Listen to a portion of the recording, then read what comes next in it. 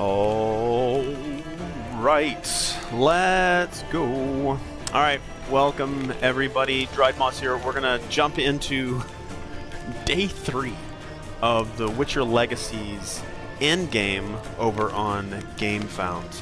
I'm gonna be playing Witcher 3 kind of on the side here. We're gonna jump into the Gamefound website, look at what the in-game timer is currently out, how much support they've got. It's quite impressive. They have broken the Gamefound record for the in-game system. And let me quickly explain. The in-game is sort of an extension of the live campaign's timer. So when a project on Gamefound, being crowdfunded, starts, it has a determined by the creators themselves how long that campaign to raise funds, how long it is. And once that timer goes out, Gamefound has a system that can extend the length of the live campaign as long as there's activity of new backers or current backers upgrading their pledges. And over 10,000, even if they are current backers or new backers, it's still impressive either way. Over 10,000 backers have contributed to extending the timer. And we're going to look at what that is. It may make more sense for those that may not understand how the Gamefound system works, but it is quite impressive. I have been very active in the comments section, interacting with the community, interacting with the creators, just watching this Witcher Legacy board game just grow and grow and grow, and it is impressive the strength of the community. The feedback there is non-stop. There is constant feedback, and that is of value, both positive and negative. As long as it's constructive, it is a valuable information. It is of value to the creators to take that on board. And I would even say some of the negative feedback, the ones that make very clear and concise and constructive feedback saying, hey, this needs to be fixed or this needs to be changed, Go On Board has taken all that on board and creating an amazing project. So we're going to head over there. We're going to have Witcher 3 kind of messing around here in the background. I've been jumping back into the entire Witcher series because of the Witcher Old World, and that is the first Witcher game by the Go On Board team. So feel free to chat, feel free to ask questions. I'll do my best to answer. We're just here to hang out, look at the end game. What would be really interesting is if I jumped back over to the live campaign and the timer's expired, but even if it has, it's been going on for 3 days. I think we're actually approaching the 72-hour mark, but I think we're within an hour or two of that actually happening. Regardless if they go to 3 days, 72 hours, they've already broken the record. So let me get it set up here. Let's jump over to sharing the screen here. Alright, so here's the Witcher Legacy front page. This is splash page, home page for their Gamefound project. I'll try to zoom in here. It should auto adjust. So here you can see we're at 9.7 million in funding. It is still going. This in-game timer that you see in the red banner there is the 10-minute timer that resets anytime a current backer hasn't already upgraded their pledge during this in-game period, and the timer resets to 10 minutes for each person. It doesn't add an extra 10 minutes, it just resets the timer. So if 10 people reset the timer by adding a new pledge or upgrading their current pledge, and everybody can only do this once. So if a coordinated effort actually happened, we could extend this for weeks. But it only extends it by the time up to another 10 minutes. It just resets the timer. It doesn't add 10 minutes for every new backer or new upgrade. So I hope that makes sense for some that may not understand how the end game works. I'm starting to understand it more myself as well. So yeah, very, very impressive. Again, it's been extended by 2 days, 23 hours, and 6 minutes. My Xbox controller is going to time out every once in a while. I need to turn that off. searching for the Witch series. I have been really impressed, like I said, by the community's feedback and input. There's constant ideas. There's ideas still happening at this time, and that is impressive to watch. Okay, so a little bit about where they are at now for the game. There's 86 stretch goals, and what stretch goals are, they give you free content. You back the game at whatever pledge level that you want to, and the stretch goals are due to the economy of scale. They will give you free content because they can afford to do so due to the surplus of funds that come in. Now, there's different ways to look at how marketing works and how a company uses the funds that they get to make things possible. But for the backer, they make one pledge level, and then by doing nothing other than the community just swarming and being able to provide more funds, then we get these stretch goals. And that's what stretch goals are. They add more content for free to everyone's pledge. They need not do anything else other than just sit back and watch their pledge get bigger with no additional charge to them. You know, shipping and tariffs and all that other kind of stuff is well outside of the bounds of wherever it's going to be at the time the thing delivers. But being part of the adventure, I'd like to kind of stop right here, not stop here, but pause here and just emphasize how great crowdfunding can be when the creator actually opens the doors for the community to come in and provide suggestions. They have taken a lot of the backer suggestions and requests, and there have been a lot of requests. And no one should expect any creator to be able to do everything everywhere all at once, but damn does Go On Board try their best to do everything for their fans. The be a part of the adventure is something that you will hear Lukas Wozniak say very regularly in all of the updates and all of the video updates that they provide on the regular, just saying join the adventure. Like, we want to make this project with the backers.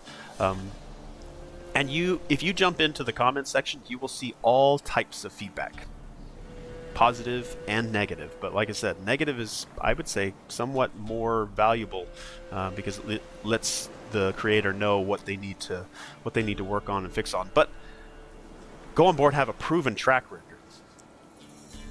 The Witcher Old World is one of my favorite board games of all time.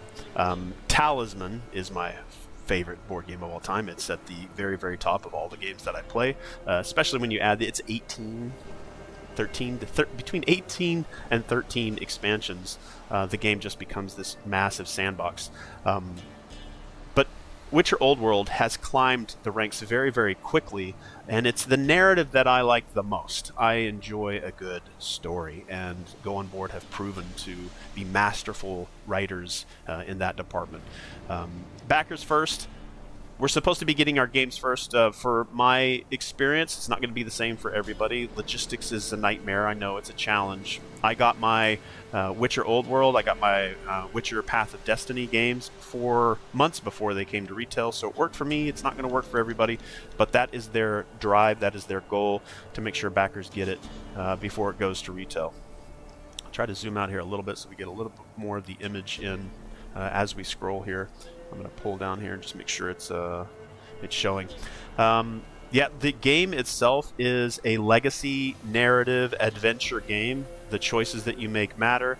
The changes that they've made with the legacy format, if you're familiar with legacy games, say Risk Legacy, there were choices that the players would make, and the choices that they didn't make would be a destruction of a card, or the choice that they made would then make other parts of the game unavailable, or the choices that they made would send them down a path to where you would destroy and throw away because you would no longer have access to those particular components. And then at the end of the game, you could take the way that your map board changed and post it up on a wall. I've heard a lot of people doing that. I never did it because I never owned Risk Legacy, but I've played Risk Legacy with groups of people, and watching them tear up components and write on things, again, for me personally, was not something that I wanted to get into. But that Risk Legacy game is a small fraction of the price that this game is going to be if you go all in, and I don't want to destroy components. That's personal to me. So they have made a couple of adjustments to make it work to where you can reset the entire game. You're not permanently or irreversibly making changes to your product. You can return it to the game box and then shuffle it back in and put it back into its starting state and replay the game over and over and over again. They do have stickers that go on the cards. They're modifiers. The way that the original The Witcher Old World game worked, it was a deck building game. Again, that was just one of the mechanics to let the players move in a phase, to use those cards to have attacks to actions for phase 2, and then in phase 3 you would use those cards as sort of a currency to discard a card, or sometimes destroy, meaning remove from game, return to box, to get more powerful cards. Again, multiple things within a deck building system in the background kind of working for how the players interact with the game. Now they've taken that concept, improved upon it, triple, quadruple, 1,000% increase on the narrative side of things, and this game is a big story. Again, your choices matter. You're going to make gameplay permanent choices, and if you want to reset your game at the end, you can.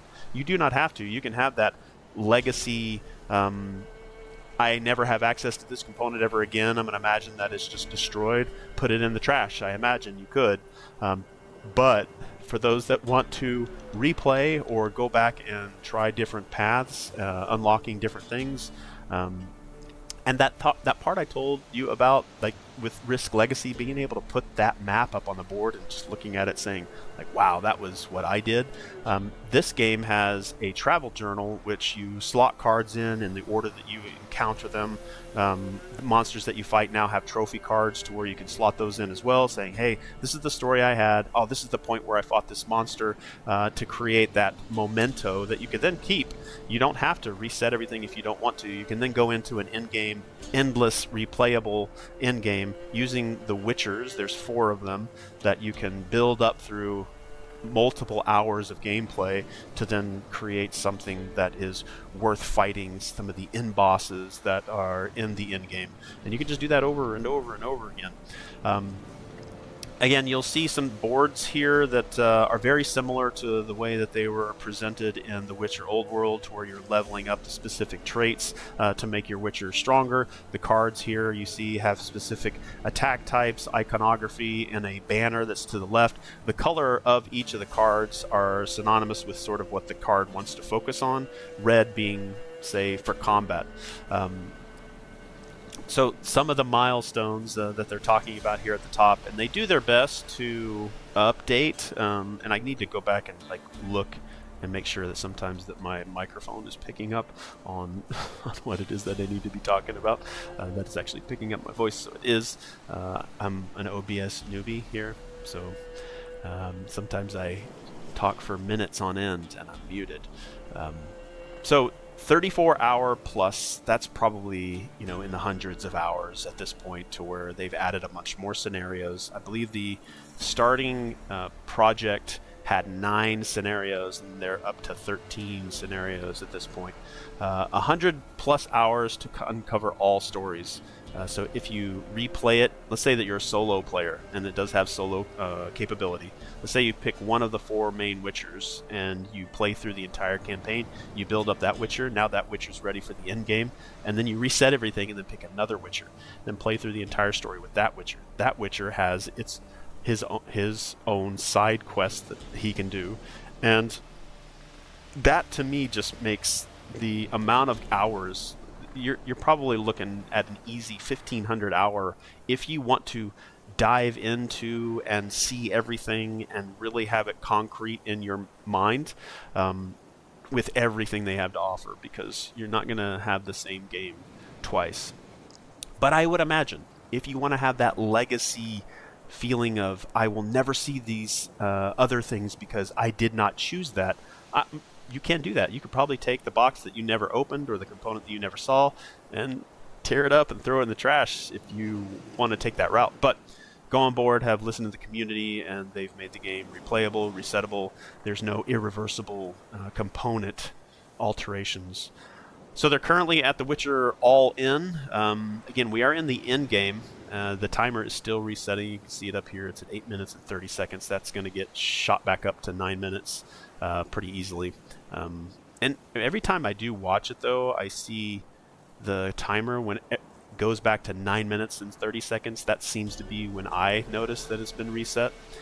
So the Witcher Legacy, 359 euros. That's for everything that they're offering gameplay-wise. Now there is a couple of other cosmetic things, mostly just sleeves, and those are just sort of a protective covering for the cards.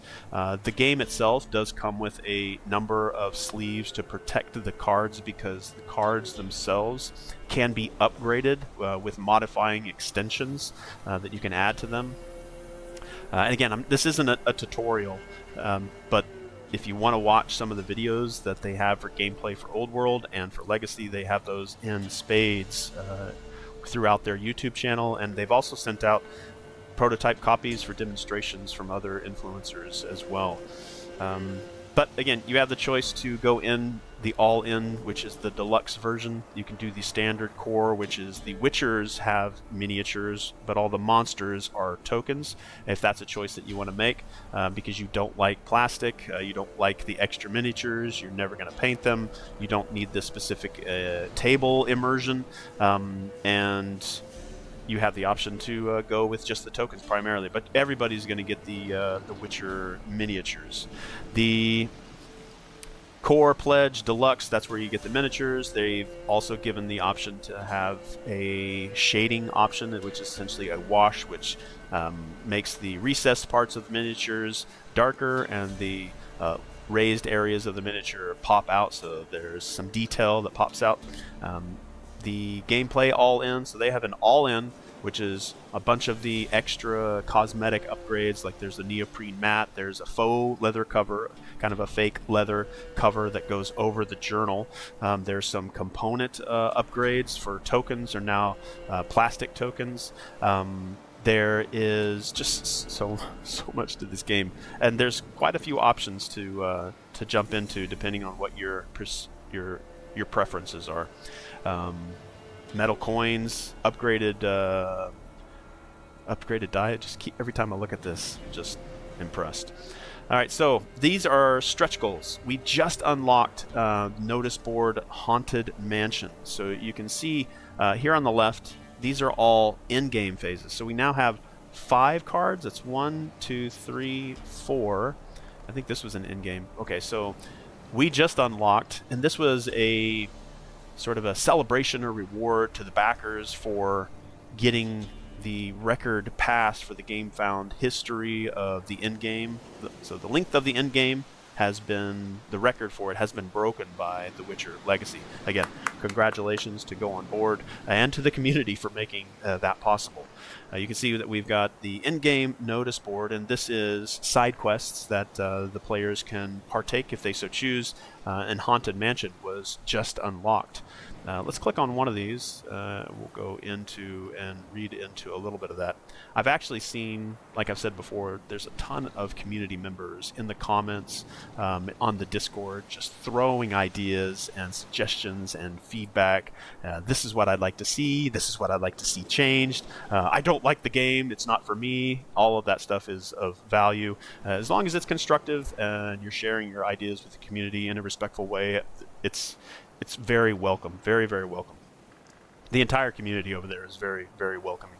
But again, with any community, you're going to have outliers that are kind of just there to shake things up in their own way. So be prepared for that. The in-game phase notice board Haunted Mansion. A new task for a Witcher appears on the notice board. Warning, this house is haunted. Let's see if we can read some of what this says. Again, spoilers for any video game you ever watched streamed or any board game that you ever watched reviewed or talked about. There's obviously going to be some spoilers here. If you end your turn on location 7, it'll be part of the map will have that location number on it. Your defense is 5, and you have high morale. Read the indicated script. So down here at the bottom, you'll see the script icon, which will tell you you know, once you're on that location, you adjust everything that you need to, and then you go into the script book, which there's currently, I believe, 900 pages if they bound it all together in one book. 900 pages. Yeah, like it just keeps getting better. And I've seen in the comments, like I mentioned before, that I was starting to mention, and then I kind of stepped away from it. Is there's a suggestion to make the notice board. So if you ever go into a village in The Witcher 3 or in the Witcher games, you'll see the notice board of that village saying, hey, we have contracts for a Witcher, or whoever's willing to take on the contract to take out a monster, to investigate, all that kind of stuff. But they've made that sort of part of this in-game phase. And someone has suggested making the notice board a cardboard sort of stand to where you can put the cards on that stand, and then you have sort of this physical notice board within the game. Let me load the Witcher here for where I was at. I think that was hither. 14. While searching for the witch Ciri had quarreled with, Yeah, we're going to get a recap. I actually like these recaps if you've ever watched these things whenever you jump back into your game of Witcher. I hope they do that for The Witcher 4. Alright, so this is the side quest script book. It's going to add more pages to that. Investigate the haunted mansion. This card we were looking at before. A certain married couple suspects that their house is haunted. At first, small items begin to disappear. Then there was the slamming of windows and doors, when they also started hearing footsteps. Even though there was no one else in the house besides them, they decided to turn to a witcher for help. This exclusive stretch goal introduces one new side quest and one new script for the side quest book. Man, this game is immense. There's going to be a ton of content. I hope nobody misses out on being able to play this. I'll definitely be bringing this one to my local board game lounge and playing it with my group there, because they're waiting for it as well. This was the vampiric monster Alp that was just added. Her sculpt or her miniature is not revealed just yet. It'll be revealed after the campaign. So place one monster fighting token on one of your mutagens. Place the monster fight. Okay, so this is based on how you roll your dice, like what your dice result roll is, to give her specific attack types. This is her 2 attack specialties that, based on the card that you reveal from this particular monster's life pool when you are fighting. This looks like the monster token. So one thing that I haven't caught up on is the monster tokens that they provide you for the game replace the miniatures if you don't get the miniatures. I don't think that particular... we talked about The Witcher Old World being a previous game. They've made some backwards compatibility where you can take the brand new monsters that are shown in Legacy, and they'll give you components that you can go back and use those new monsters in The Witcher Old World. Now, whether or not this token right here, I know this question has been asked as well, is this token right here, is that the same token that you use for The Witcher Old World? I believe that they've made a comment on the fact that you're going to get this Legacy monster token, and then you're going to get a separate Old World monster token and monster card, big monster card, and the smaller monster cards, just depending on, you know, how you describe those cards. It's just like the Witcher Old World components included. Tag right here will tell you what you're going to be getting. So it is a vampire. Alps can go undetected for days if you're unaware of their habits. For many, the victims of these vampires look like they died of a sudden intense illness. However, an experienced witcher can quickly distinguish between sickness and an Alp's doing, as the latter leaves the veins of the deceased utterly dry. So we'll get... so this is what might actually... So if we have the contents, we get one set of cards for the Witcher Old World. We get one monster token. So there was a comment that I commented on that they were asking, hey, can we get a second monster token for just Old World? because this list tells me that we're going to get one monster token, and that one monster token is going to be used for Legacy, and it's going to be used for Old World. So you'd have to go into the Legacy contents to get that token out.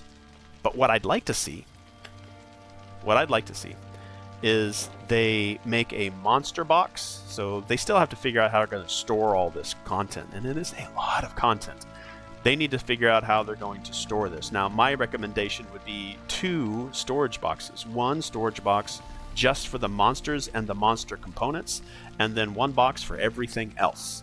And that may satisfy the need for some people that was like, well, I don't want to go into my Legacy contents to pull that out, but you'd still have to do that for the Old World, but then you just have the monster box for the content for the monsters, and then you can bring that over to the game and just take out what you need to set your game up. But I would say, yeah, give us a monster token just for Legacy and give us a monster token just for Old World. But again, this particular list of contents may be updated over time. That's what they have available for us right now. All right, so let's see. That is the newest miniature that is going to be added, the newest monster. If you didn't get the deluxe, then you're not getting the miniature. Yeah, it's just 80. I think there's 86. Let's count these. I believe there's 86 stretch goals right now. So it's 1, 2, 3, 4, 5, 6, 7, 8, 9, 10. Yeah, Yarpen, Zoltan, Eskil, Lambert. Like, these guys are coming in too. Like, these are companions. Dandelion, Triss is here. Up in here. Triss, Philippa, like Kira Metz. Like, these are playable, not playable, but companions. They're not characters that you play as, but they're companions for the in-game scenario.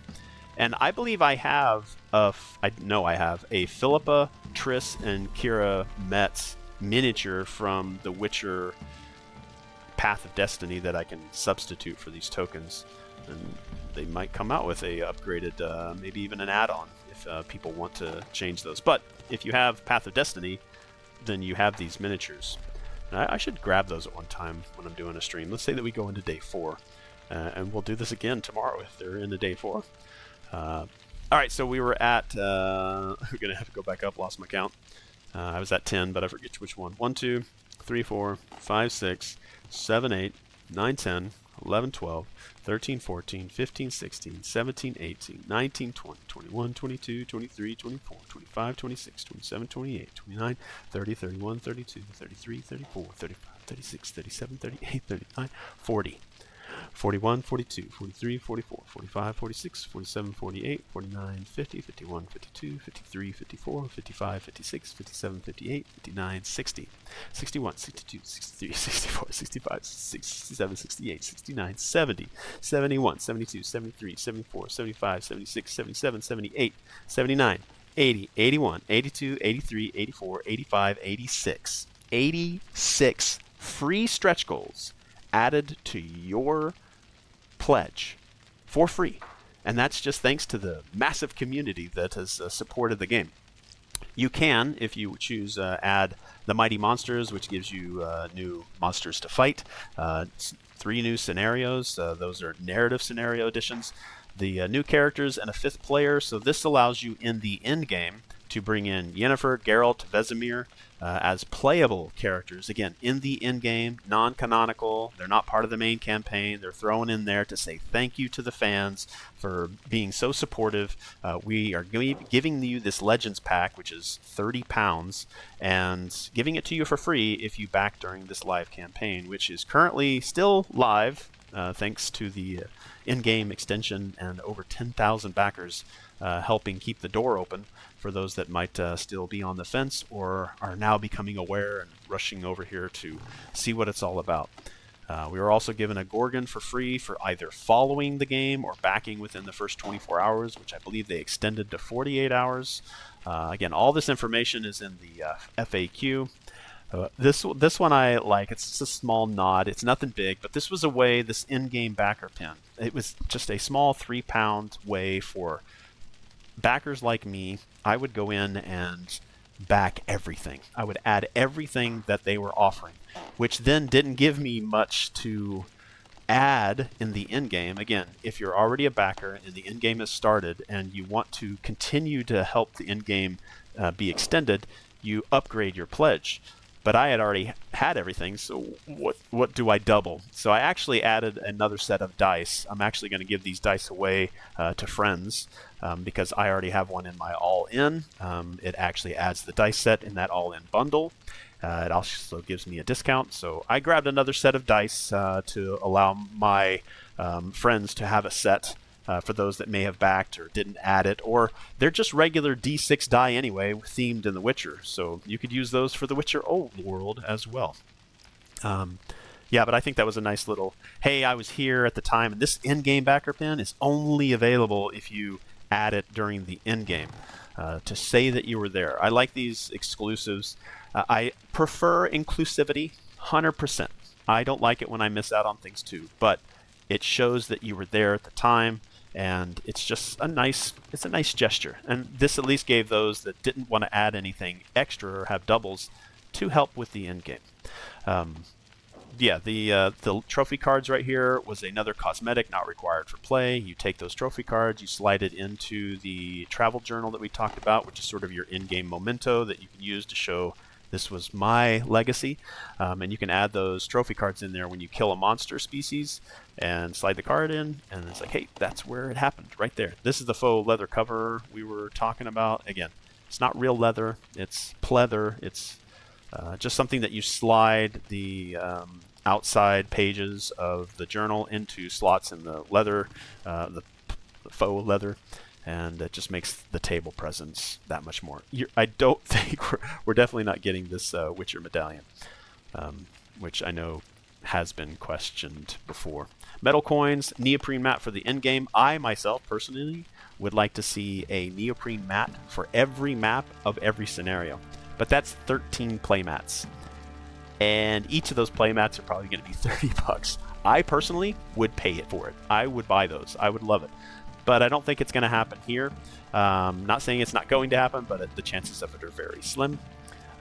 Another thing that the community has asked for, I'd say, is probably one of the top. If we go here into the comments, maybe we can answer some questions while we're here as well. You see over here on the tags and filters side, it has comments that you can make, you can filter, you can do creator comments filtering, but then as people add hashtags to specific topics, it will create a tag. Let's see if we can go down and find one, like right here. Sithron has added in Old World for Legacy, and then hashtag Old World for Legacy, and then hashtag companion minis. So the companions like Triss and Yarpen, they would like to see companion minis for those. I would too. But the biggest one that has been bubbled up at the top you see over here is the Old World for Legacy. Now let me see if my stream is up to date. It is. Old World for Legacy, you just add that into your comment and it helps the creators find the top items.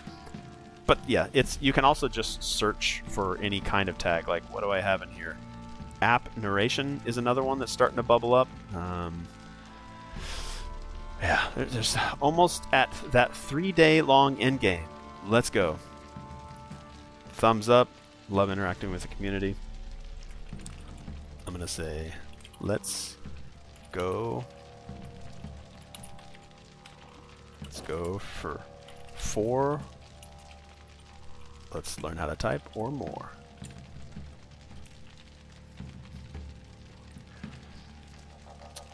Yeah, but right now, Old World for Legacy is what people are asking for. They want to take the Old World monsters that haven't been represented in Legacy and then make components so players can bring those monsters in. Because right now we can take new Legacy monsters and port them over to Old World.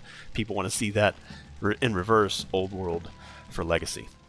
Let's see. Dang, 10 minute getting real close. I wonder what happens. Also, Nemesis Retaliation funded for 12 million USD before pledge managers. We're currently at 11. Yeah, I think Nemesis Retaliation from Awakened Realms is one of those top games, and I believe that that would be the Nemesis if they were competing, which I'm sure they're, in a civilized way competing, and it's just nice to have sort of those milestones broken and those records broken. By the way, important question for me about Monster Pack. Monsters for the Witcher Old World in it. Could I use them in the Witcher Legacy because I don't have the Witcher Old World? Yes, so it looks like other people have already answered the question. So to be answered, the Monster Pack for the Witcher Old World, monsters for Witcher Old World in it. Yes, you use those monsters because they're taking new monsters from Legacy and making them work in Old World. So they're already in Legacy. So yes, you have you don't need that monster pack actually. It looks like their backer 1946, or sorry 19,460. If they backed a core pledge, they'll get monsters in that game that work. If they get the monster pack, I guess it really there's a lot of mixing and matching to make the game pack that you want work for you. I think if we hit 10 million, which we already have, we should get another Law of Surprise. Yeah, we've already surpassed. Well, I think they're talking about 10 million euro, because we're still at 10 million euro. We're close to 12 million USD, but they gave us a surprise and a reward and a thank you gift for reaching the record or breaking the record for this end game. I'm sure they're going to do it for other milestones and maybe at the end. So they have something that's called a Law of Surprise. And if we go here to the project, let's see if we can find one here. It should not be hard to find one because they had a lot of law. They had a lot of Law of Surprises. It should have right here. Okay.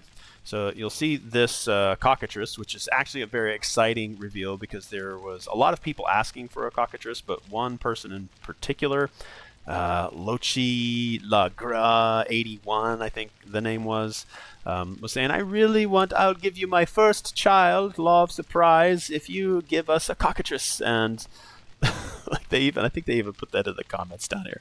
I think my comment actually got in there because we were all chanting. We're all like, yes, we want this to happen. Let's see here. I think that might have been...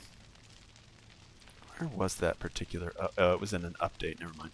Let's go to the updates, which are regular. These updates are on the regular.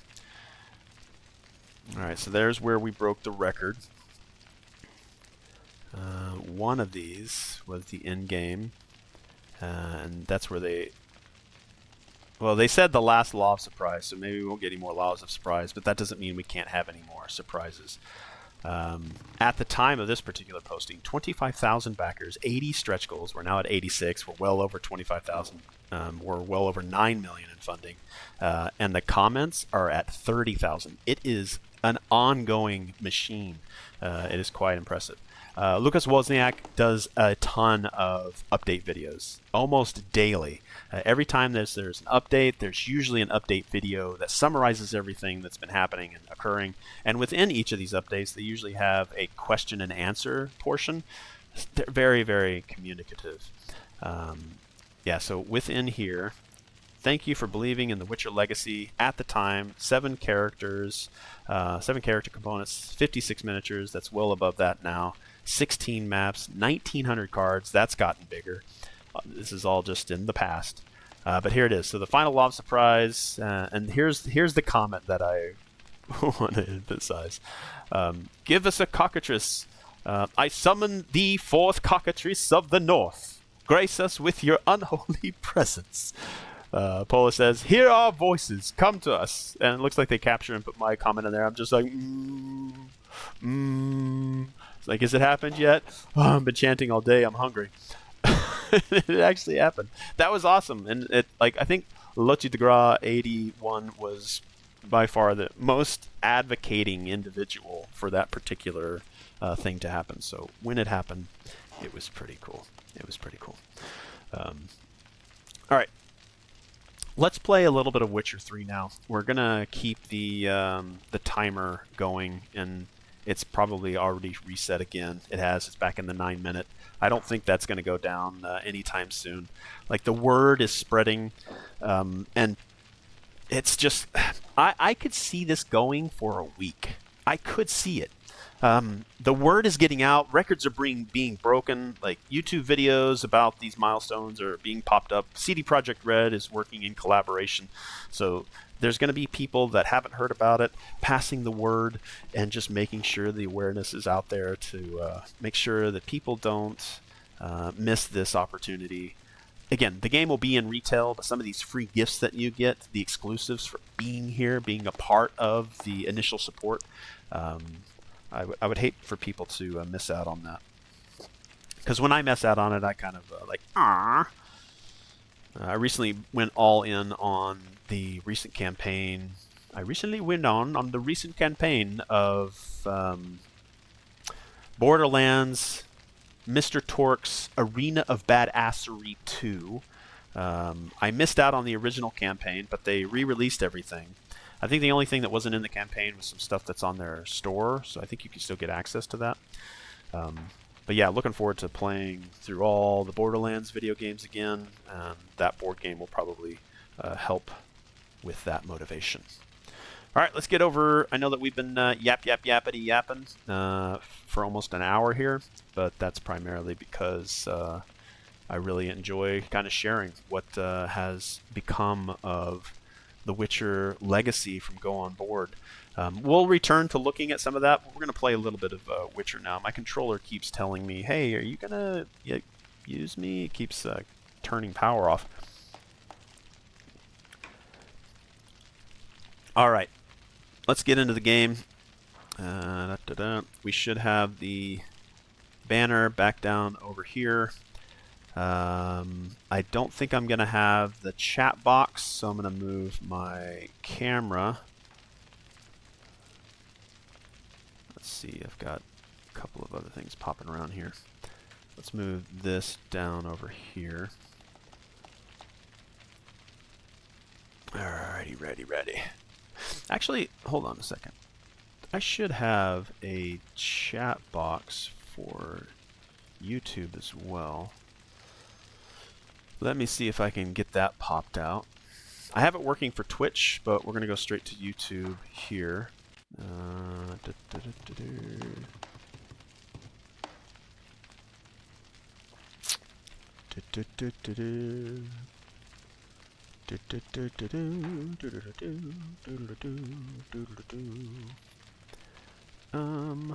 Channel.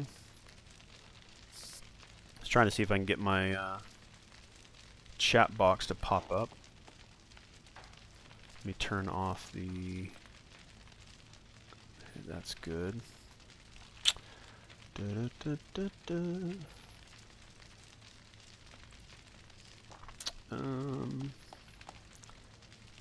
Chat. Can we pop out the chat? Okay, there's that.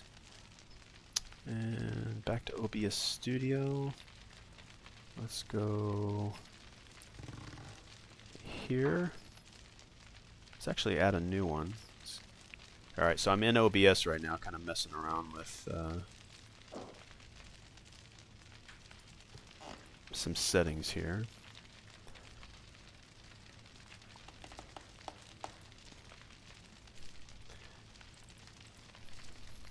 Give me a quick second.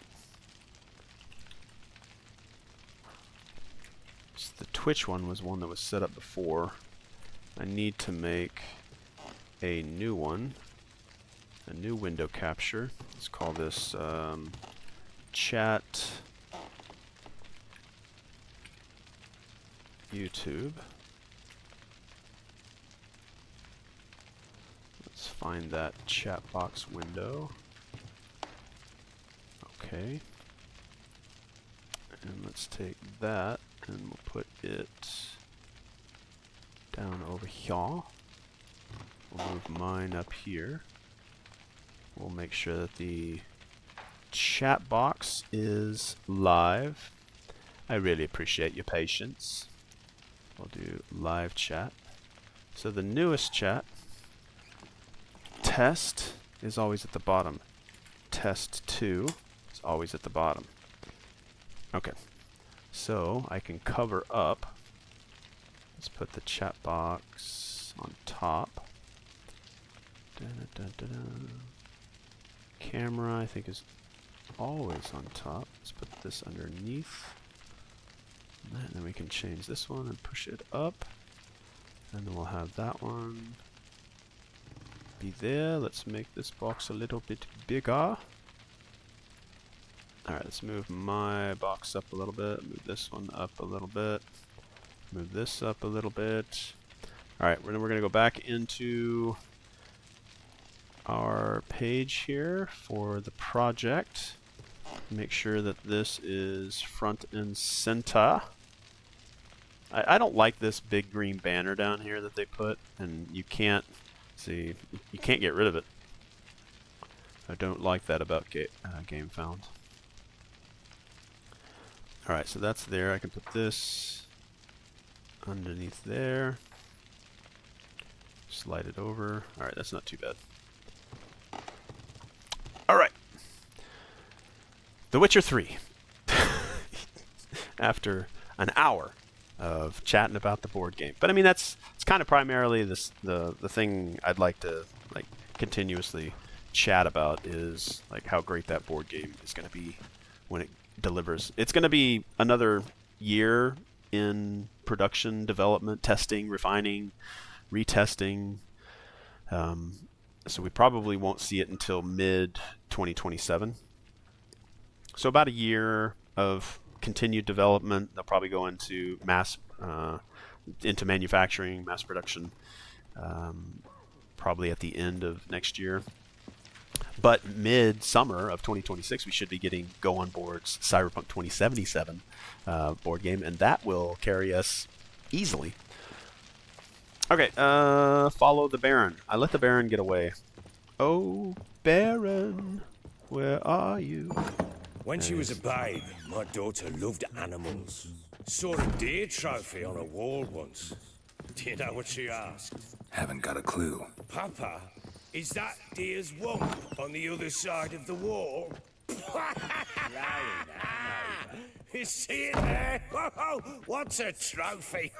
I pity any bastard who's hurt her. I'll flay him alive. Here it is. Damn it! Jammed again. Bedchamber. Tamara's room is there. You white ones. Try not to make a mess. For their return, I want everything to be as they left it.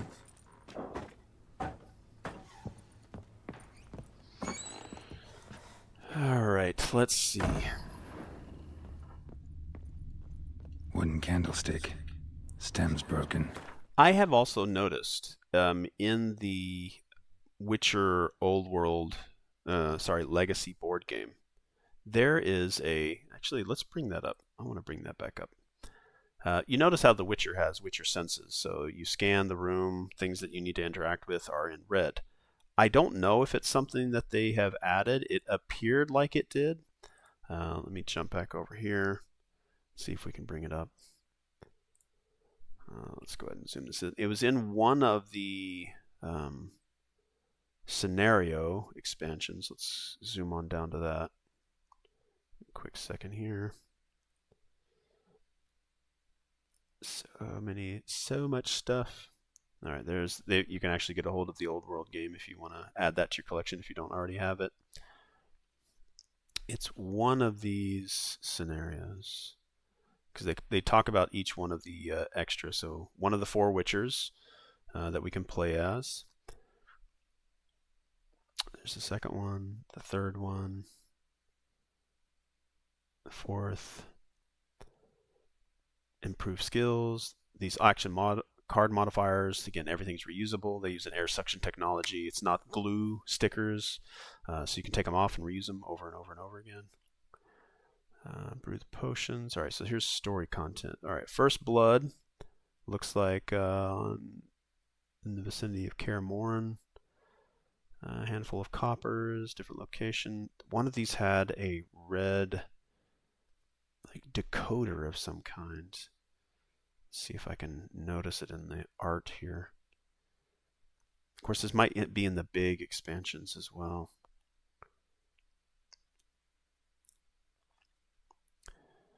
Give me a second here.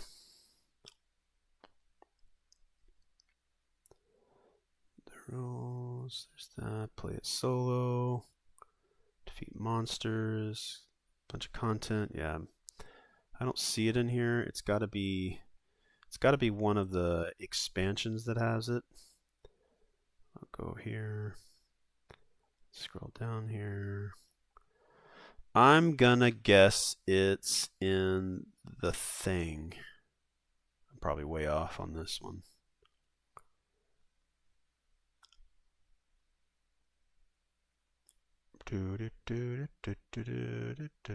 They still have these stickers. Again, these are map modifiers.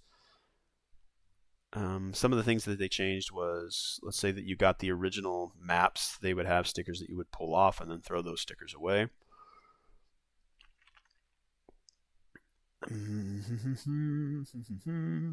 Okay, so it's not this one. We're going to find it. Let's see. Is it the escape? I saw a red decoder in one of these, like, art, one of these graphs. I saw it. Mighty Monsters? Where are you, red decoder? I know I saw it. I know I saw a red decoder of some kind. And it felt like, man, that would be a cool kind of a Witcher sense mechanic. Again, if I don't find it in this one, we'll just... I know it exists somewhere in the art.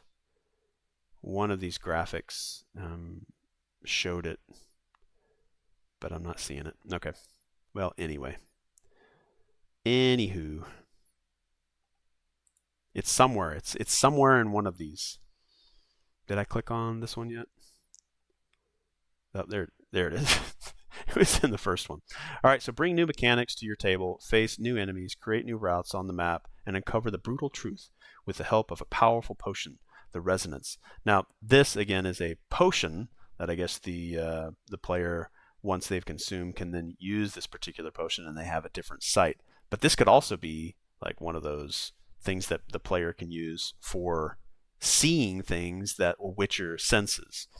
But again, this will be something. I would love to see this, and I'm probably going to be looking at Etsy for this, to create a metal one of these that has maybe a red tinted glass or plastic, acrylic, as a upgrade to this, because this will probably be cardboard with the transparent film. But you can see sort of what it's doing here in the background, where you put this over it and then you can see the numbers behind it, which I think would have been a really cool way to do the revealing, because right now you could take the stickers off to reveal something. That was the first iteration. Again, they've changed that to where it's now tokens, so you can reset everything. And now they have stickers that you add to the boards. But let's say that you had secret information on the board somewhere or on the map, and you take a Witcher sense token of some kind to kind of show what it is that's behind there. So yeah, that kind of reminds me of Witcher senses. All right, cool.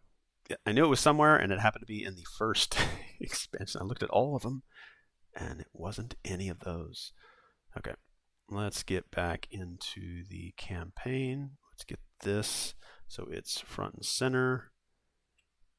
All right, that should show up on the stream when we go back over to the game.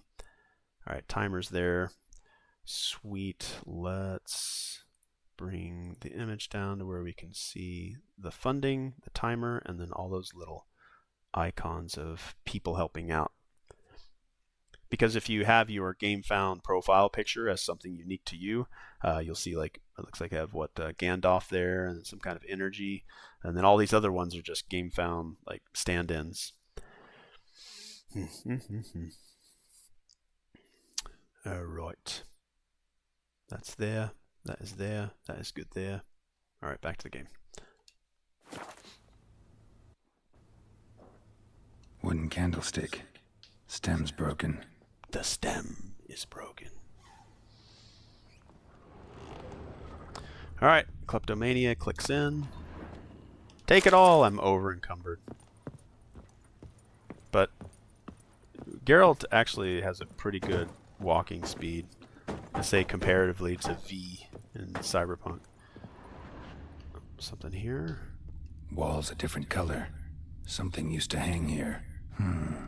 That painting? Right size. Have we reset? The timer is continuously resetting. I think it's back up to, what is it, 8 minutes at the smallest? No, we're back at, it's already been reset again. Now we're at 11,728 backers having supported this in-game. We're well beyond the record, and we're still going.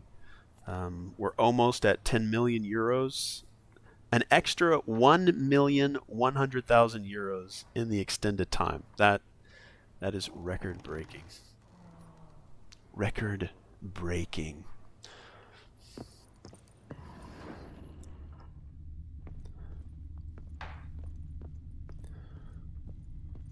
Oh, a marriage that fell apart. I do like the way that this particular choice of the Bloody Baron can go in different directions, which is what makes the Witcher Legacy so compelling, where your choices are going to matter, and that narrative on the tabletop is going to be quite enjoyable. The Baron and his wife. Look happy enough.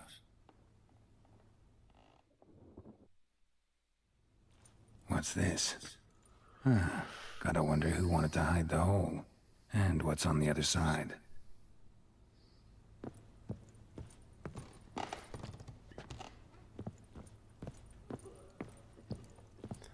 Alright, more scanning. Oh, other side.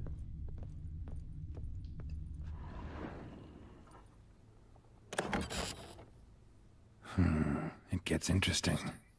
Piece of wood looks like the stem of that candlestick. No coincidence there. Fight might have happened here. Ought to look for clues. Looking for clues. Alright, let's go back over. I just want to keep going back over to the board game. I mean, that's primarily the reason for the stream. But I'm going to play some Witcher on the side. Alright, let's see here. Let's go. I want to look at one of their updates. Let's look at the Geralt, Yennefer, and Vizimir update. That was of particular interest to the community. When they talk about canonical and non-canonical characters in a game, one of the contested topics are female witchers. Now, nowhere in the books does it say females can't become witchers. It's just that no female candidate has ever survived. And I don't believe that the author has ever said there cannot be or shall not be. He obviously hasn't made any female witchers himself. And Ciri, while she is not a witcher, has definitely been trained by witchers. She trained at Kaer Morhen, trained alongside Geralt and Vesemir. And they trained her in the Witcher ways, but she's not a Witcher. So people are a little bit in arms if you say, hey, let's get some female Witchers. Well, technically, females can't survive the Trial of Grasses, so that's why that there are no female Witchers. The books have maintained that consistency, but again, the author has not said there cannot be. It's just none have survived. So I imagine if there is ever a female Witcher that happens to survive the Trial of the Grasses, then maybe, just maybe, that might be something that happens. Why am I hoarding, buddy? I see that red blinking chest icon.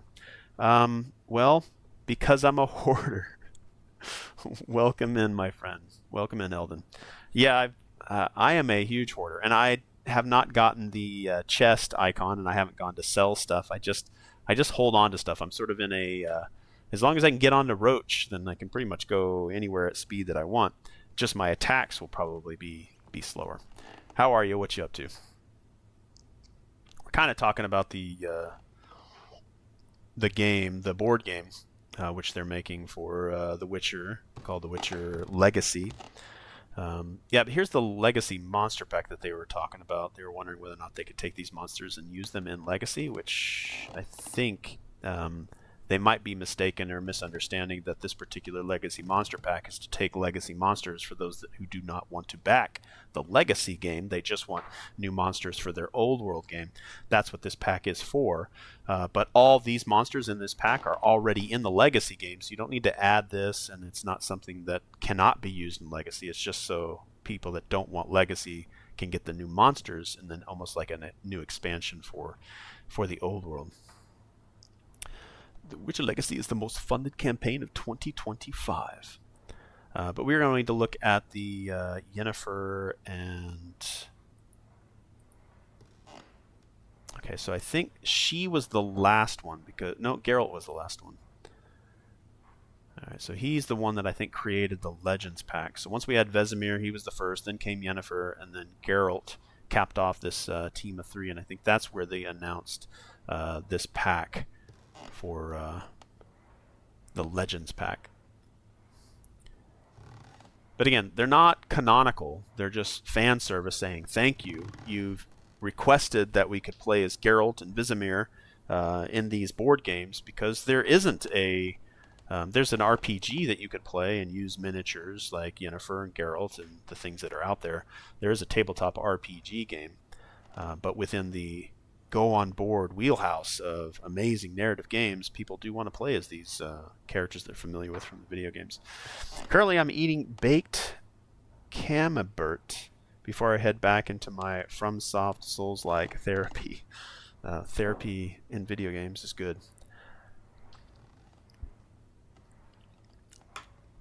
Well, I recently, those who know me, I play a lot of Hoyoverse games, and Honkai Star Rail has Dahlia. She's the newest character, and I was able to pull her character on a good pity without having to spend any money. That was great. So now I have a surplus of money, and I'm thinking of going to get Elden Ring Night Rain and its newest expansion, because I must have all of the From Software games in the Souls-like series. I think the only From Software game I don't own is all of the Armored Core games. Like, I don't think I have Armored Core, the most recent one. Eldon, you would know. Is it Armored Core 6 or 7, the most recent?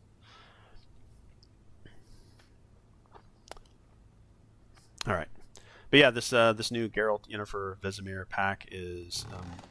a nice add-on for those that want to get this in. Let's say they come into the late pledge, but right now you can get it for free if you back the board game at a core pledge level.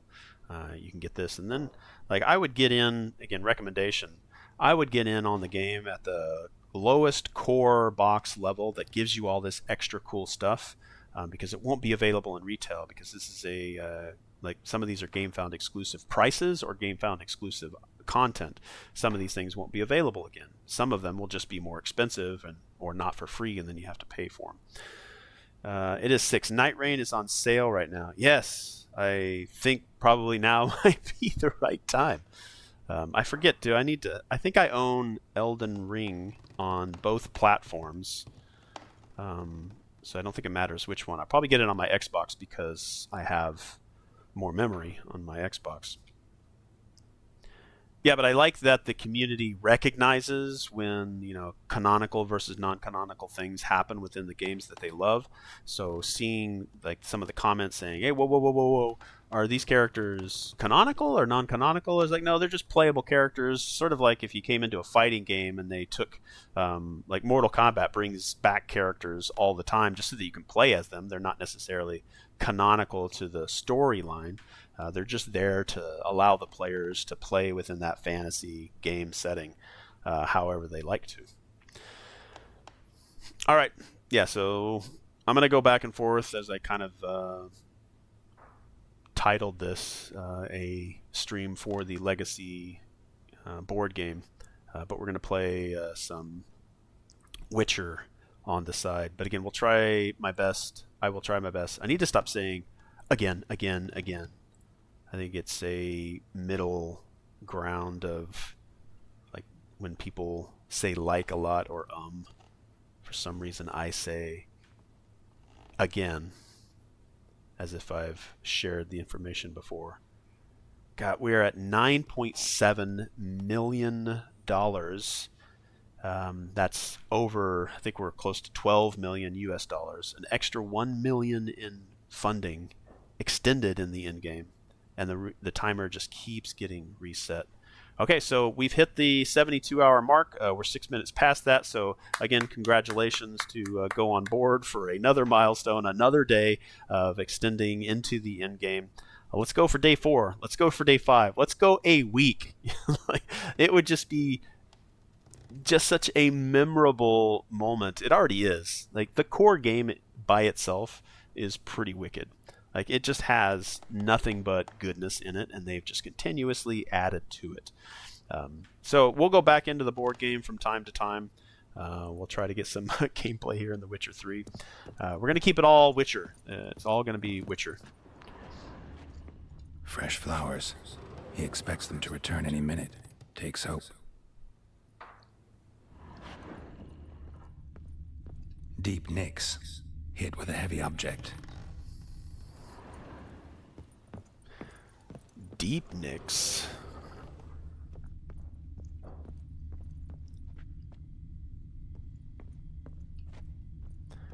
All right, a couple of extra things over here. I guess this is blood stains, right? Huh. Rest of the candlestick and wine stains. From Software really cooked with the new Everdark Balancers boss fight. Scent hasn't died. Yeah. Where it'll lead me. I will be grabbing the Night Rain at some point. All right, I'm going to take a quick break. Sorry, I'm going to take a restroom break. So give me a quick second. I'll be right back.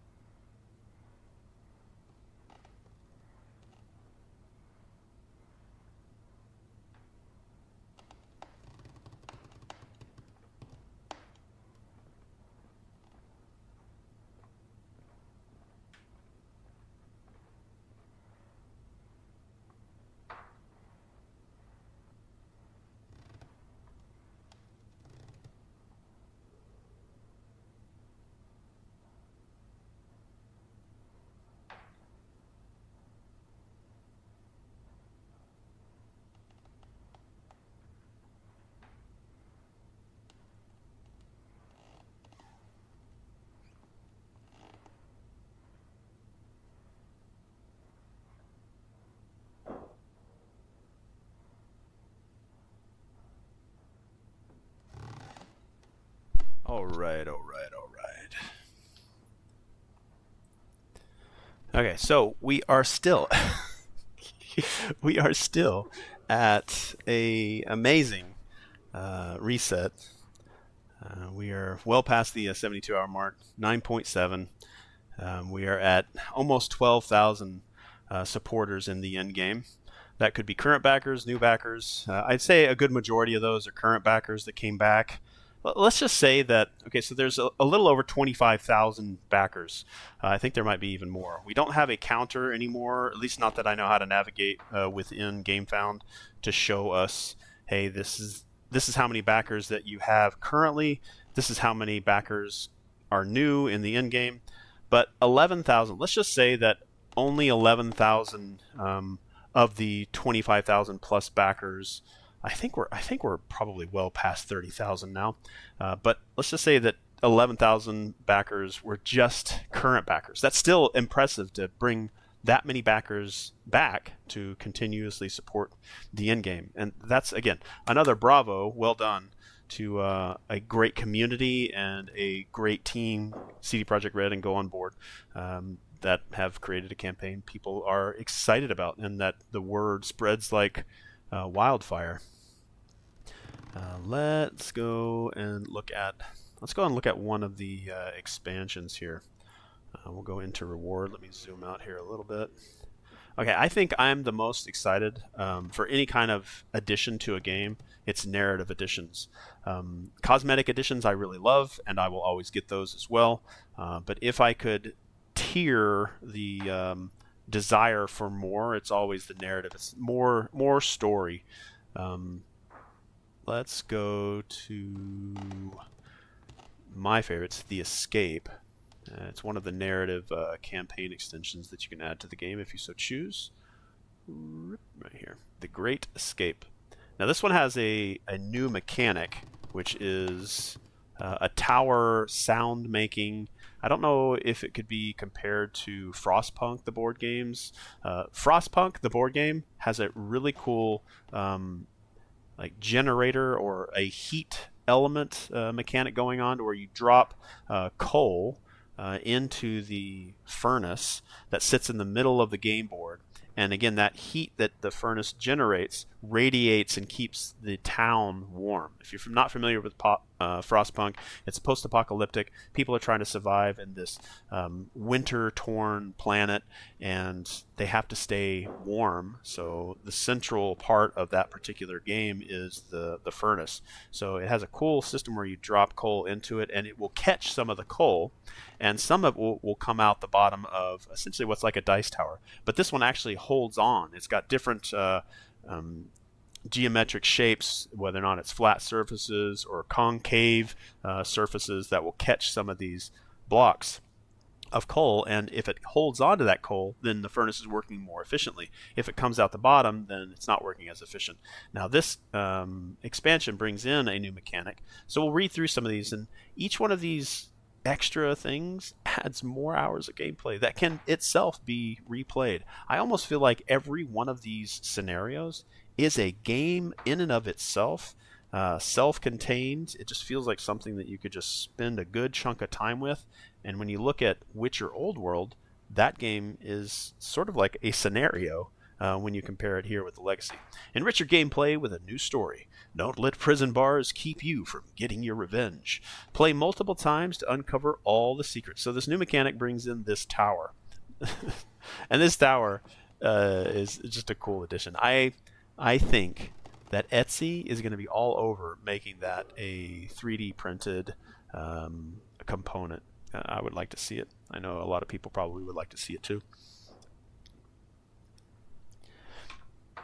Bring new noise mechanics to your table. Use the 3D prison tower to check whether or not your actions have attracted the guard's attention. So I think within that tower, they'll probably have geometric shapes that will either hold on to those cubes, but a chain of, or let them through, depending on, and that will indicate how much noise you made. A chain of unfortunate events lands you in the detention cells of Bernard. The charges are serious, and time is running out. You have to escape. This torture chamber. The map they show, the Greatest Escape, those are their story cards. You got the script book that they'll add. Again, it's just so much content. I myself am going to laminate and spiral bound my rulebooks, and if I could be real quick here, let's go to our camera.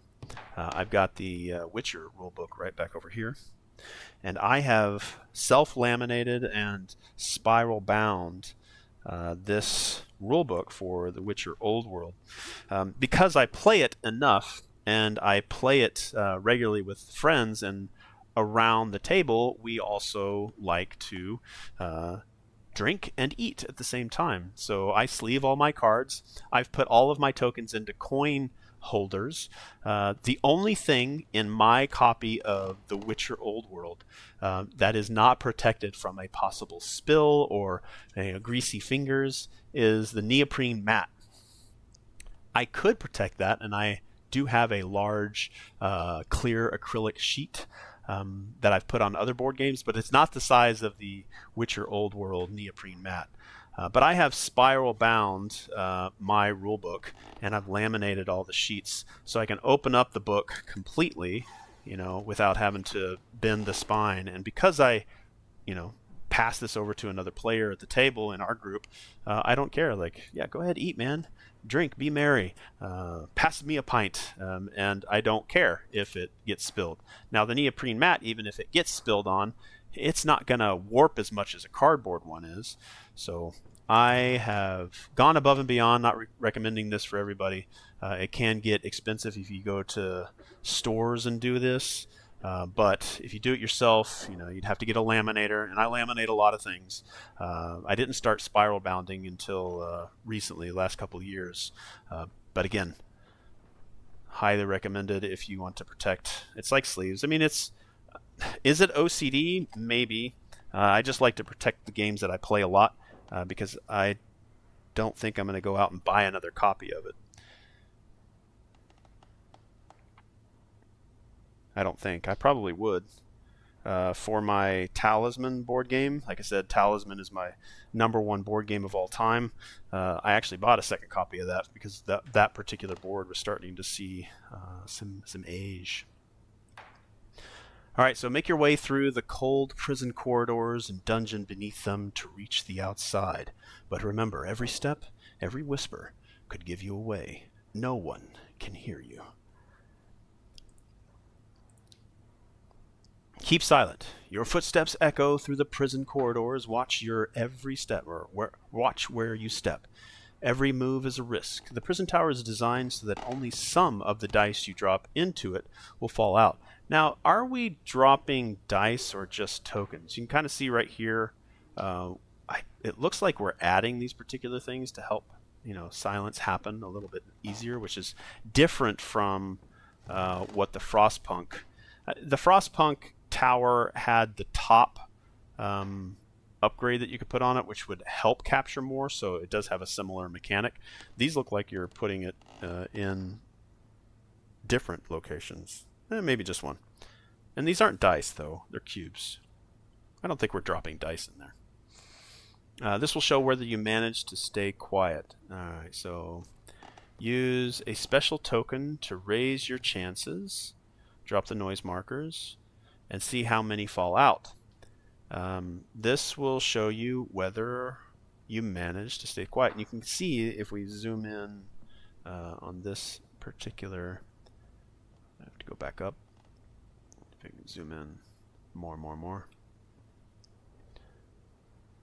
Sorry, my computer auto formatting the display seems to throw me back up to the top of the banner versus just zooming in where my cursor's at. Uno momento. Yeah, so right in here you can see where parts of the inside of that tower have captured these blocks, and that is kind of what makes this mechanic work so well. And that's where I just compare it to the tower, the heater, the generator in Frostpunk. Make your way through the cold prison corridors. Keep silent. We already read that. We're back over where we were. No alarms. Place the noise tokens that fall out of the tower onto the alarm board. Every rustle brings you closer to being detected. Let's read this alarm card. Alright, before performing a location action, drop one noise marker into the tower for each path with a noise symbol you have crossed. Any noise markers that fell out of the tower are placed on this card. It is now a 3D card. They've upgraded that for 4mm. When the number of noise markers on this card reaches the limit shown for your player count, read the script.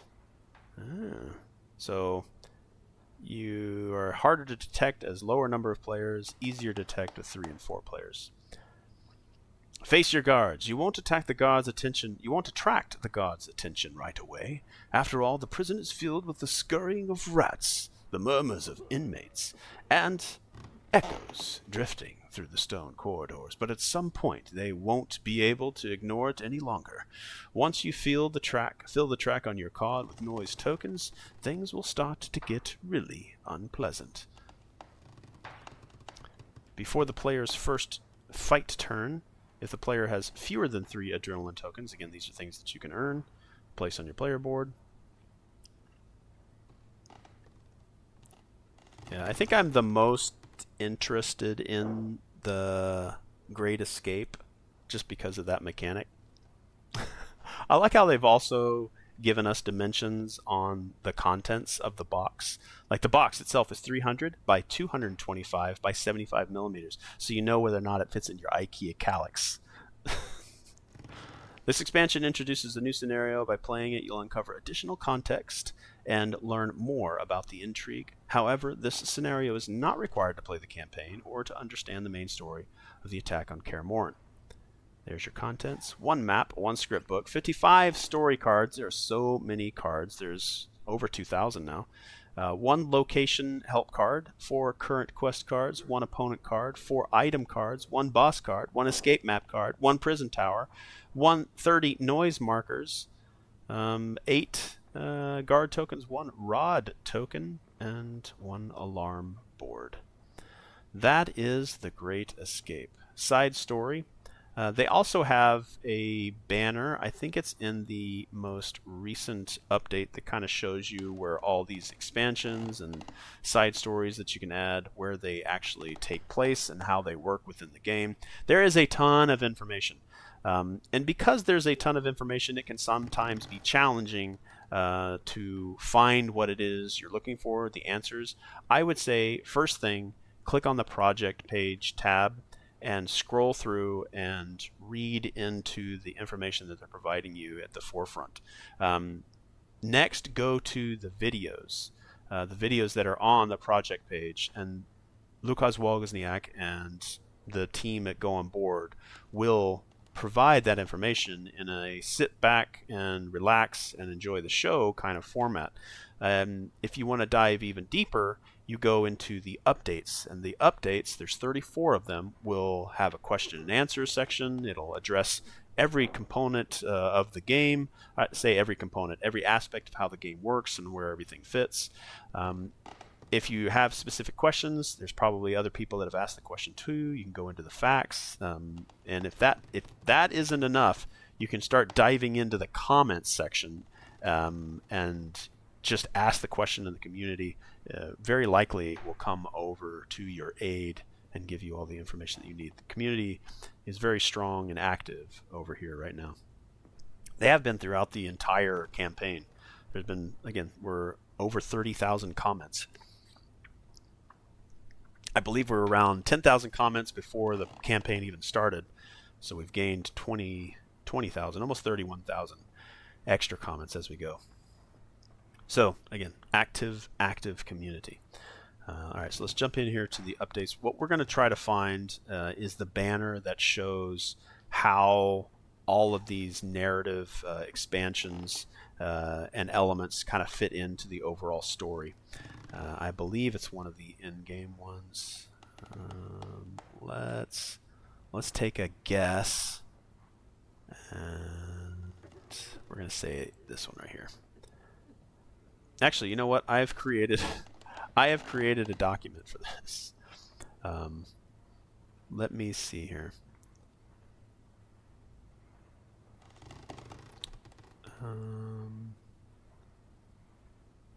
But I don't want to spend that time like taking you guys through that. So let's just see if I guessed right.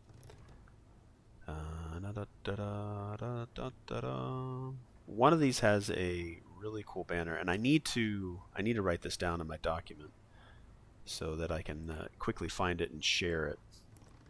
But it's in one of these updates. Let's see if it's in this one. One of these has it. They've shared it a couple of times. I just need to find it. We're going to find it. We're going to find it. We're going to share it.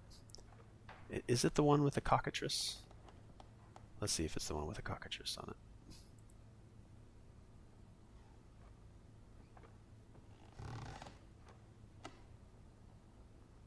It's in one of these updates. Hearing people cough in the background of the game. Let me move my controller so it doesn't time out. Alright, so it's not in that one. It could also be on the main page. I don't think it is. Let's see. So it's not in the cockatrice. Final stretch goal one maybe. Biggest tabletop. Monster pack. Yeah, my apologies. I don't know off the top of my head where they have that large banner. I thought it was in one of the updates. I remember scrolling through and updating my document. I just don't remember where they fit that in. Because they have a couple of times added in the updates that show the expansions, and then they show the banner, but they keep updating that banner with each new expansion. So let me go back to my document here. Let me see if I can search that document. It's not going to be on the screen, but give me a quick second here. That would be scenario presentation. There's actually a video as well of how it all fits together.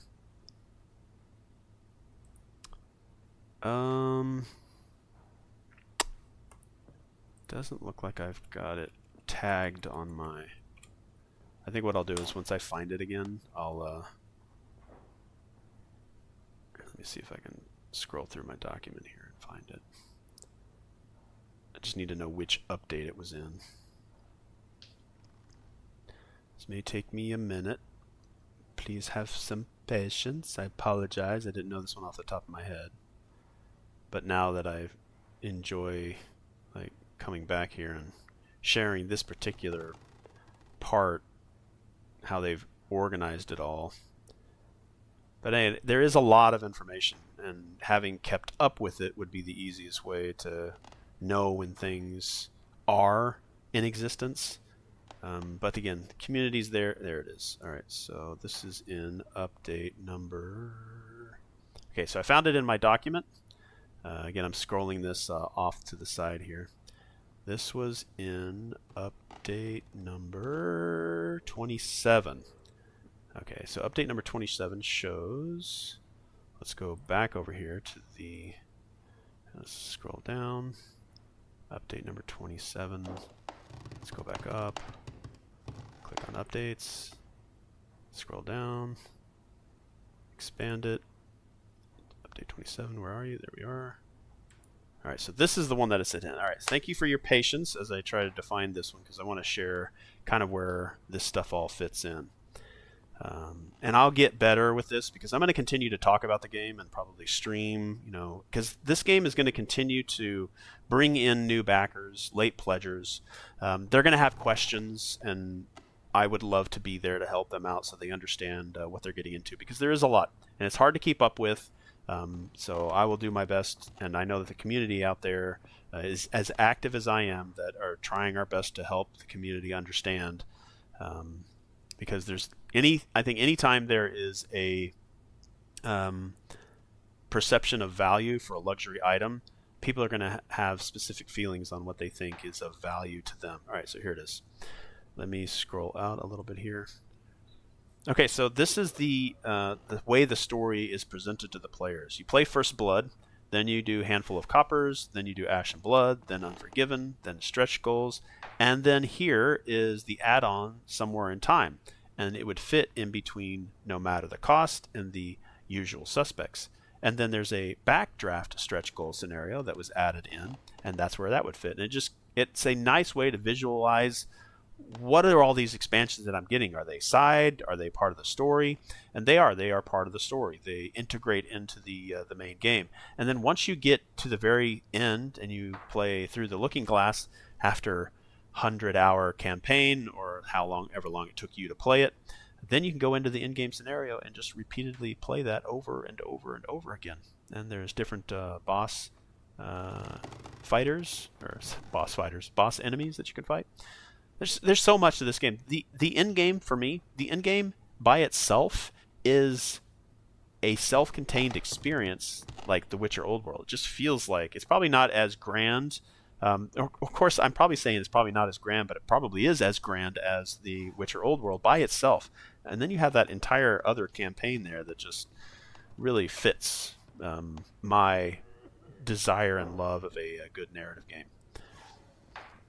All right, I need to dump a bunch of pop-ups here, so give me a quick second, and we'll get back into playing. We may lose our screen here, but if we do, I don't think we will. I just have a ton of tabs here. Okay, let's get back into the project page. We'll scroll in on this so that we have the current timer, which is still close to 9 minutes, but that will give us sort of a little bit to look at as we jump back over here to the game. We'll play this for a little bit more, but we'll go back and look at a couple of the other expansions in between. we're not going to make a ton of progress in The Witcher 3. I think The Witcher 3's story and everything that is available for it has been highly sought out and experienced by players already. I'm not going to show them anything new. This is just sort of a backdrop in between. Is there really a pot in my way? Know the price for their help. Blood. They're nightmares. I also do have my lunch going on downstairs, so I might go grab that here in a minute. Actually, I'm going to go check on it right now. Give me a quick second. I'll be right back. I'll leave you here with this background noise.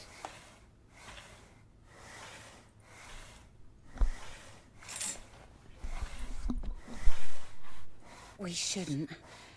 We can't lose hope.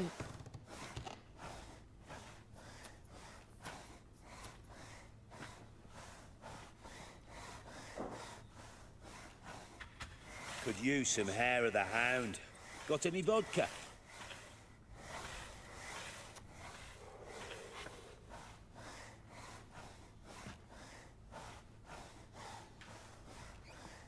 Good ladies, they say. Merciful ladies. Where's all that faith coming from?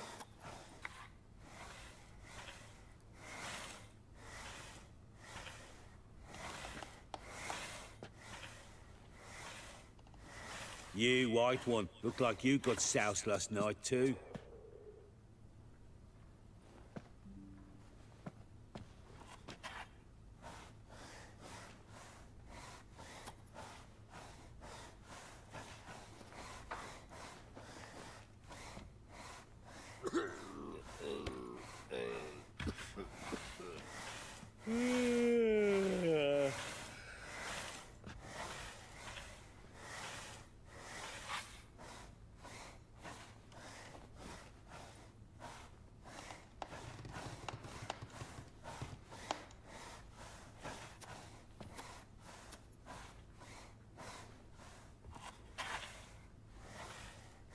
Could use some hair of the hound. Got any vodka?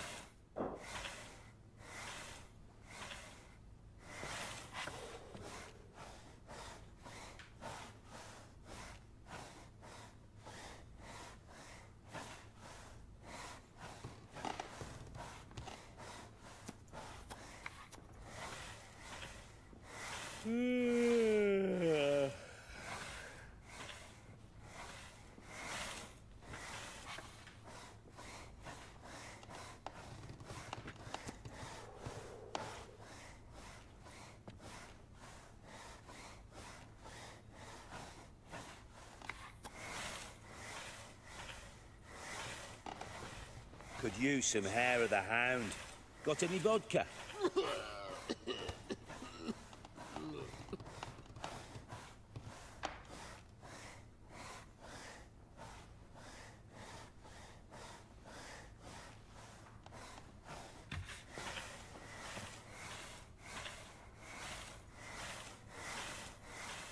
You white one, look like you got soused last night too.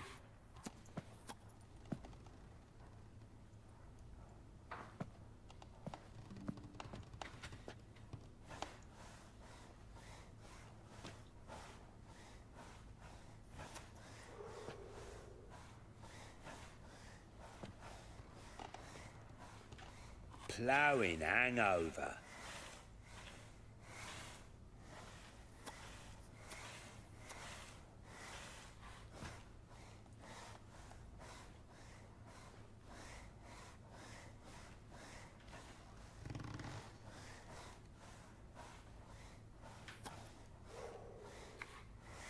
You white one, look like you got soused last night too.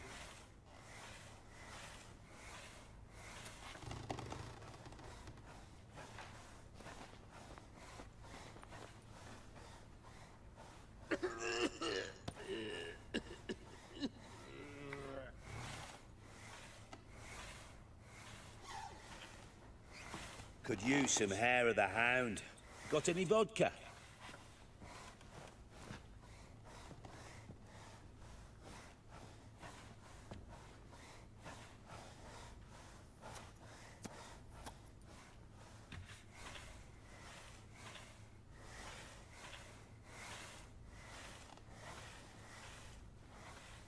You white one, look like you got soused last night too.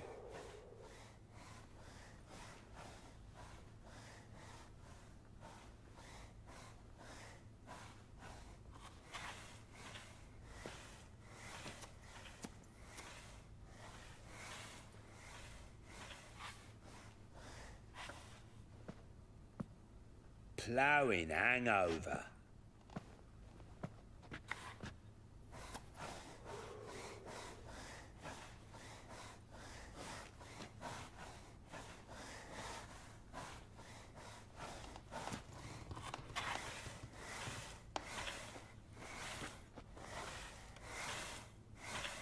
You white one, look like you got soused last night too.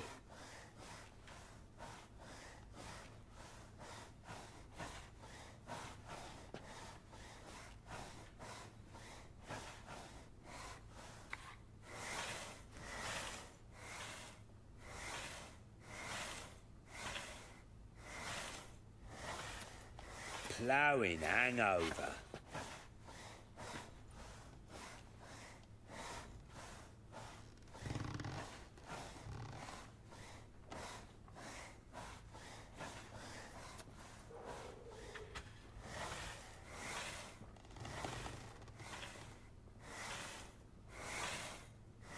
You white one, look like you got soused last night too.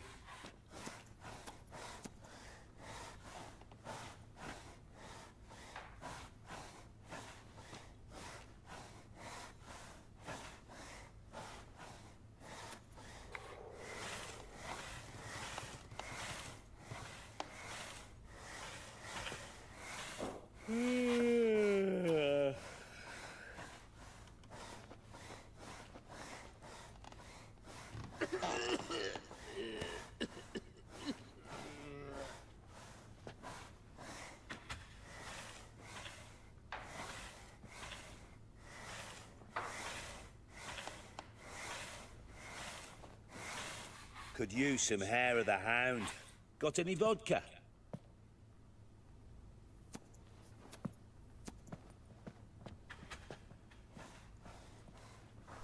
Okay, I've got my food. Let's see, what is our... Let's go back to the game. Our banner is at... 8 minutes. Still not slowing down, my friends. It's still not slowing down.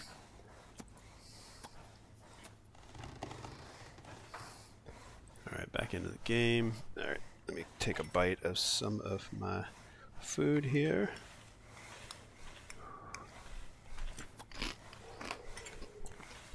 ploughing hangover.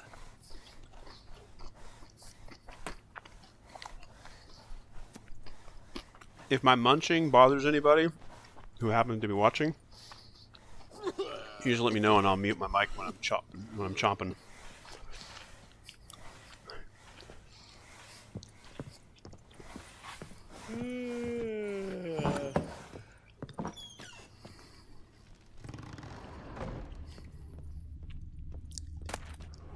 Incense.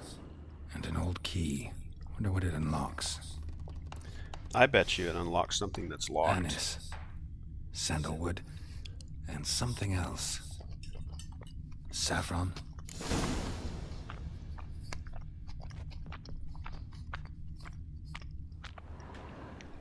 Alright. We're still gonna loot. I don't know, is this considered theft? I mean, he did unlock the... That is a... Is that a... I don't know if that's a lesson or a deer.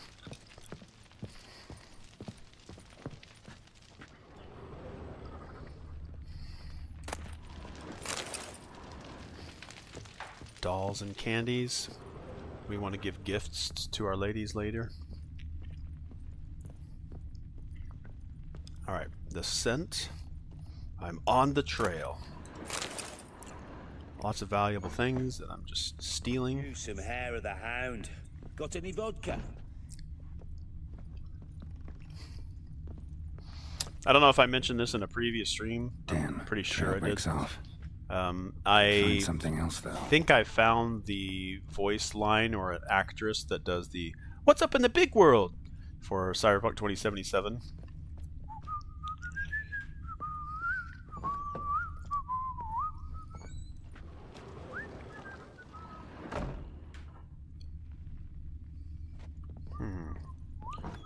Where did it break off? It broke off here, right? You white one. Look like you got south last night too. No, it still goes down.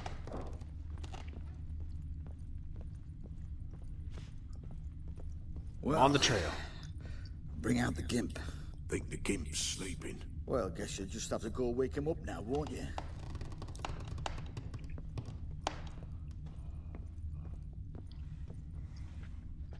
Lots and lots of loot. I'm just gonna take everything if I can. Criminy. What the fuck are you doing? What the fuck are you doing, mate? I'm not doing anything. I'm on a job. I'm on a job for the Baron, the bloody Baron. He's upstairs. Go talk to him. He gave me rights to do whatever I wanted down here. Yeah. I think maybe you should go talk to the bloody Baron. Don't talk to me. Loot, loot, loot, loot, loot, loot. Yeah, that's what I thought. You ain't gonna follow me, are you? Yes. I'm gonna take everything.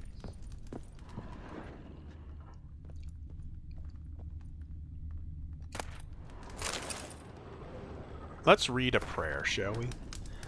Eternal fire, which lighteth our hearts and giveth us light, heat us with thy warmth, dry our tears, burn our foes, embrace our friends in thy care. Give my mother health, punish my father, help me fulfill my destiny. An altar. So, the eternal fires made it to Velen.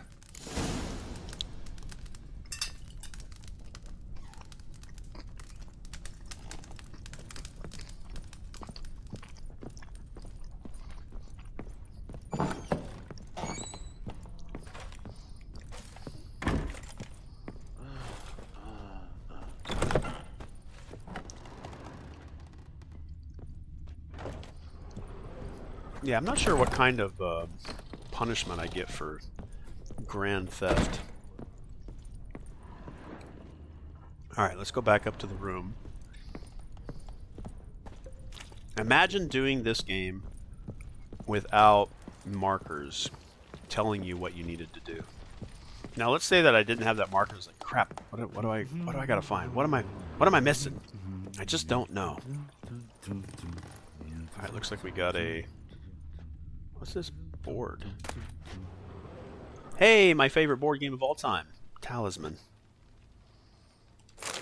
Spruce wood.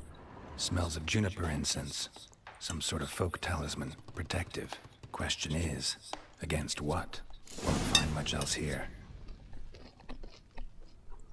Oh, okay, wow. I'm glad I went back for that board. They're nightmares.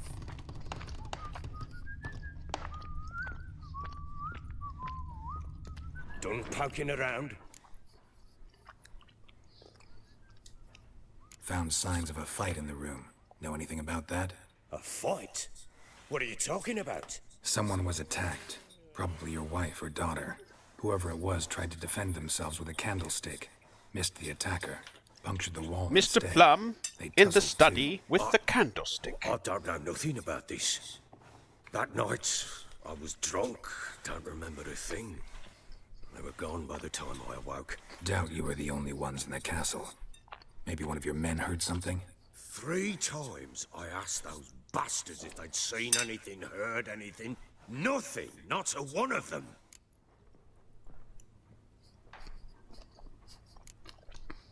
Whole landing smells of wine. Tell me anything about that? One of the lads, must be. Lushies, one and all. Give your men Ervelus? Oh, damn it. I might have spilled it. I told you I was good and marinated that night. What does it matter? Stench of wine in plenty of corn around the castle.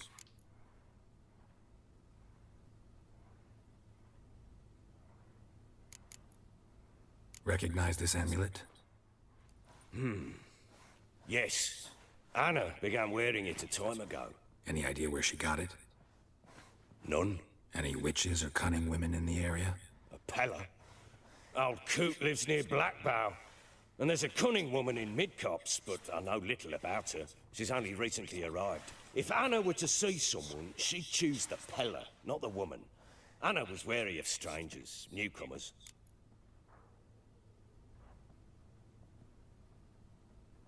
Ought to have a chat with this Peller. Fair warning, he's a hard man to talk to. Rumour has it he killed his own father with an axe as a lad, then went batty. Now they say he sees ghosts and ploughs his goat. Not really interested in his hobbies. Just want to ask about the amulet. There of the hound. Got any vodka? All right.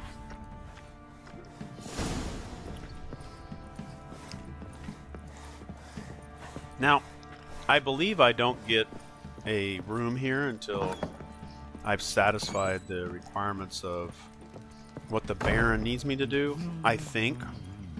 Otherwise, I know that there's a storage chest somewhere. I just forget where it's at. And I don't know if I get it before or after doing the entire Bloody Baron's quest.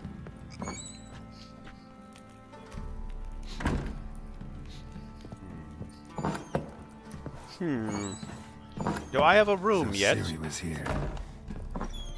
Oh, here it is. This is mustache. Yes, here we are. Okay.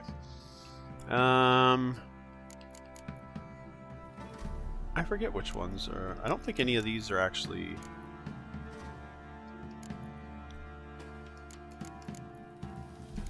I don't think any of these things are actually equipped, right? Is the blue what's equipped?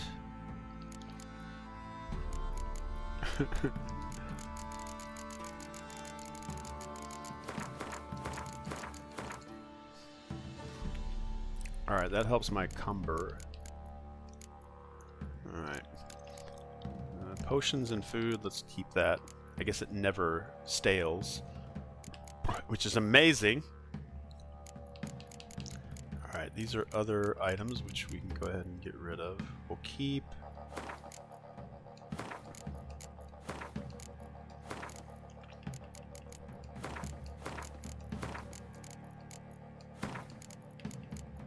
Don't need to get rid of any books.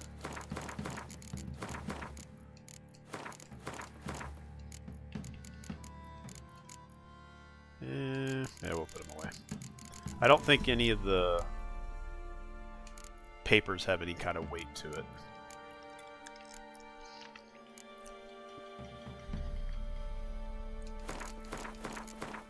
And I don't think, yeah, these, yeah, darn it, I should have thought about that.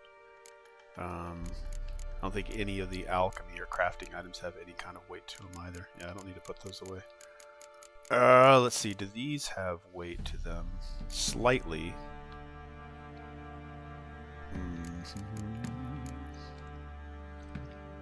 Alright, let's just go with that for now.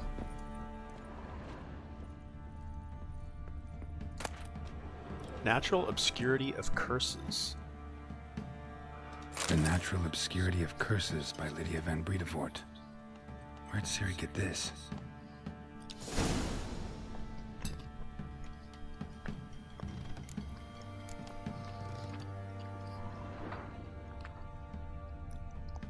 Let's examine her room. Ciri must have used these. Looks like she left in a hurry.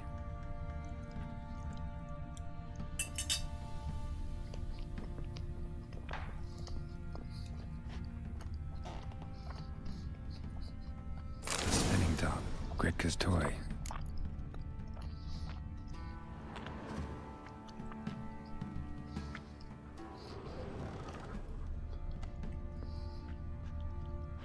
Read the book entitled The Natural Obscurity of Curses from Ciri's room.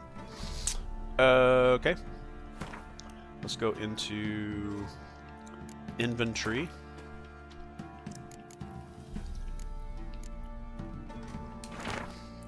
The Natural Obscurity of Curses. To my dear friends, Philip and Anna, from Count Laguerre. I'll not say that, ministers of culture for the kingdom of Temeria, Vazim, 1265. Whoever thinks curses are only ever manifestations of one being's ill will towards another is sorely mistaken. Shockingly commonplace are reports of curses cast unwittingly on oneself or on objects of one's immediate environment. The consequences of doing so can be difficult to predict.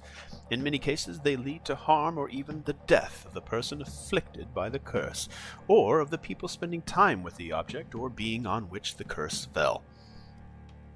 That is why it is so essential to take preventative measures to safeguard oneself as thoroughly as possible against the casting of curses. As an absolute minimum, Madame Amelia Veracruz Leon recommends cleansing oneself of all negative thoughts, striving to be at one with the world and achieving harmony between body and mind.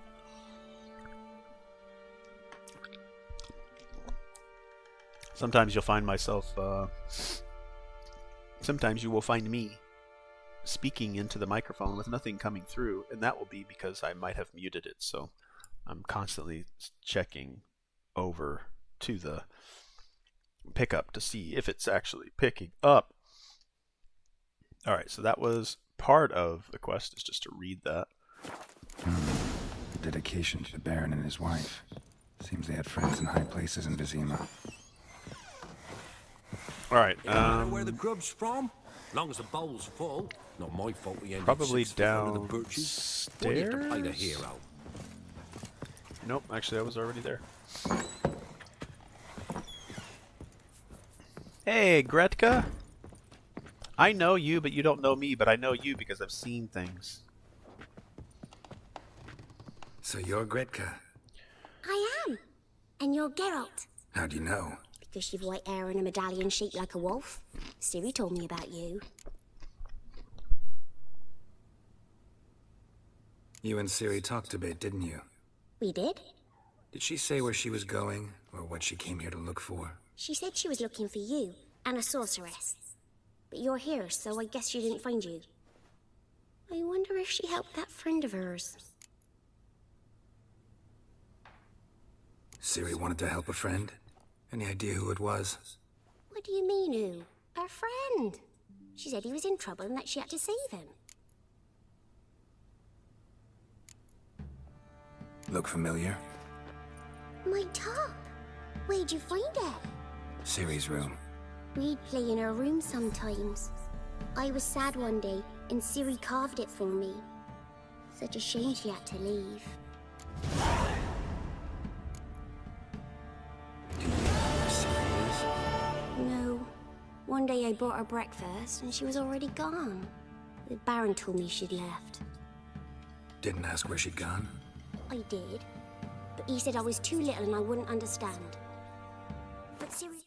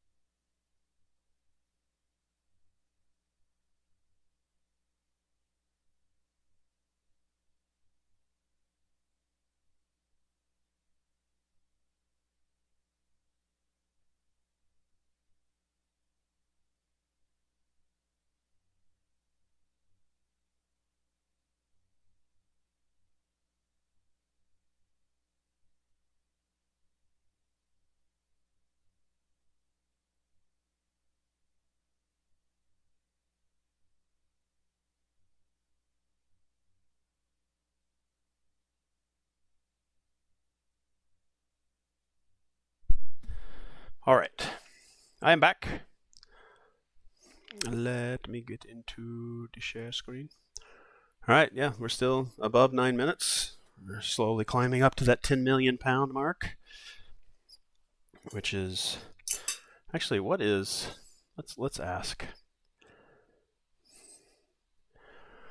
What is 9,796,329 euros in US dollars?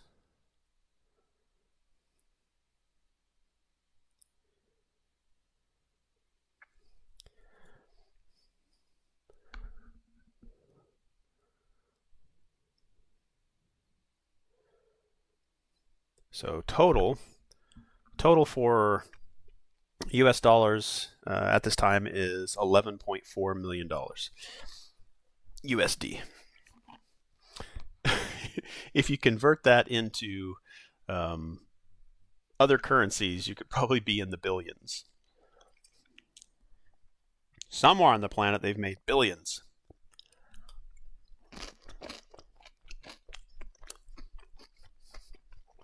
I think it was Indian rupees would be in the billions. Like some 270 something billion.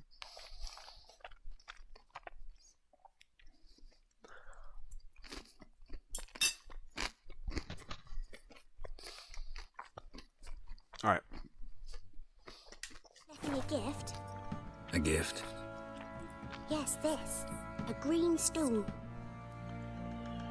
Beautiful as gifts go. Hide it well, don't show it to anyone. It's worth a lot.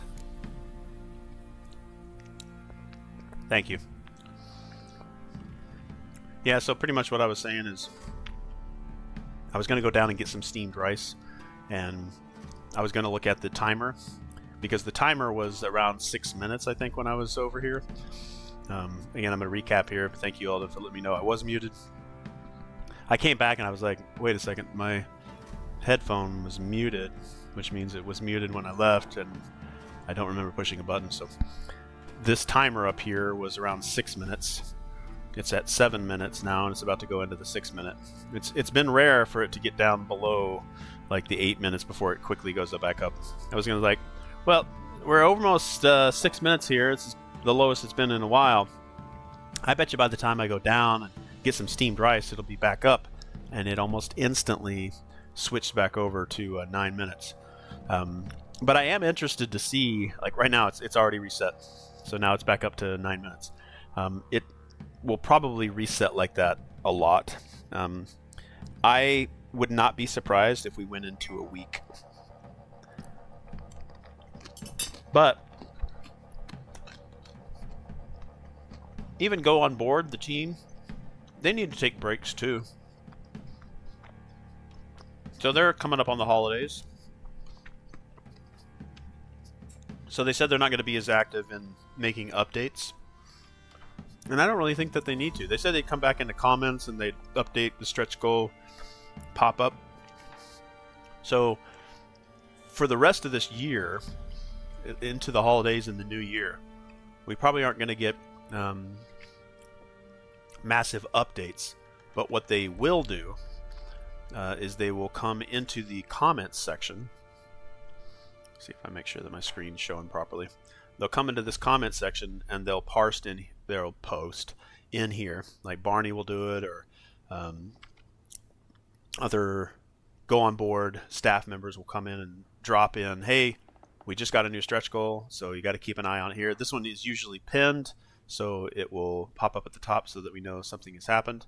Do you dare to explore the Haunted Mansion? So this is how we'll get the updates. We'll just have to come back here and check.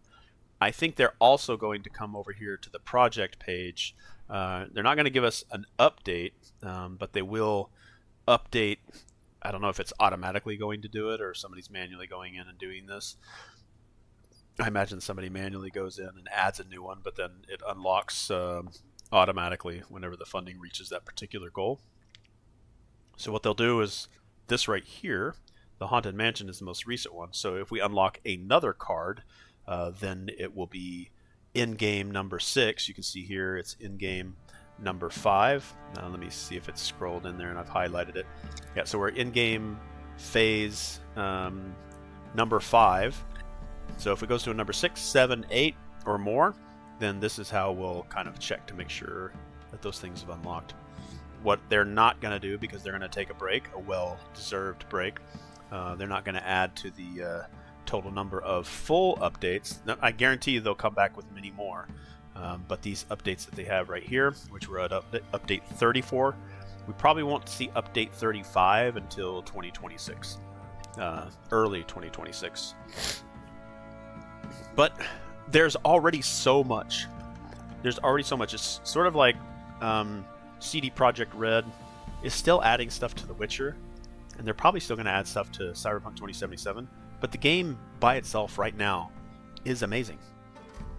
we'll keep our ears to the grindstone, nose to the grindstone. We'll keep our eyes out and hopefully pick up on things that they drop.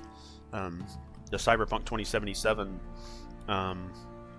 anniversary, 5-year anniversary, started pumping out, you know, happy birthday, congratulations from the voice actors. They made a trailer with like all the characters that we know and love from Cyberpunk 2077 kind of hanging out at the Afterlife bar. And like what kind of surprised me, and I was like, wait a second, are they gonna let us try to save Jackie? I would really like to save Evelyn Parker. That was the one mission in Cyberpunk 2077 that I thought I could change the outcome, and I couldn't. And I tried it multiple times in multiple ways. I tried to find the location that Evelyn Parker was going to be in. I tried to get there early. I tried to, you know, talk to her differently so maybe she wouldn't, you know, get into a certain situation or be taken by, I think she was taken by the scavengers. I tried staying around the apartment of Judy, you know, Judy's apartment, to like maybe just stay there in case the moment that Evelyn was going to make the choice that she make, like, and I could stop her, but it was just never built into the system. But they made this trailer, and I think I actually want to watch this trailer. Let me see if I can get this trailer up real quick. Give me a second. It just made me feel like, wait a second, are they gonna unlock that for us? All right, so let's go Cyberpunk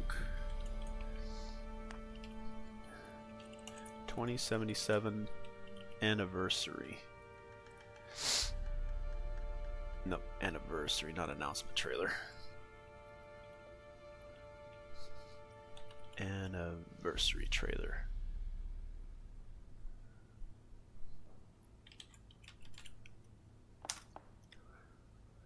City of Legends, it was called. All right, let me get this queued up. Let me get the music up. Maximize the screen. I'm gonna have to make another screen grab here on OBS Studio so that I can share it. Oh no, it's automatic. Huh? Sweet. All right, I'm gonna hide my camera, or let's hide the game. I'll keep up my camera, and let's play and watch this. Like, this trailer had me like super excited. I thought, wait, are we getting another like small expansion? I mean, the 5-year anniversary of Cyberpunk, I kind of feel like maybe they dropped something in there. Maybe we just don't know. Like, it's just there, and, you know, go back and play Cyberpunk 2077. Maybe it'll be there. And this trailer kind of makes me feel like, maybe is that possible? Actually, I may need to get the sound for the computer up here. Quick second, sorry.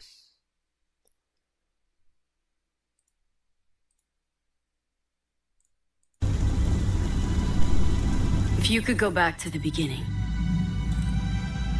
what would you try to change?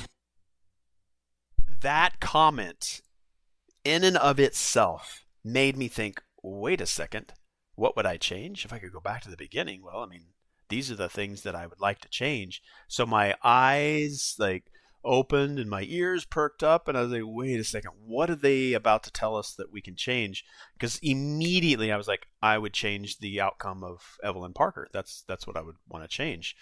And I thought that that's what they were going to do. And you'll notice the people that start to come into the afterlife. Like, imagine, again, spoilers are obvious here. You should be aware of that if you don't want to be spoiled by things. But we know we lost Jackie.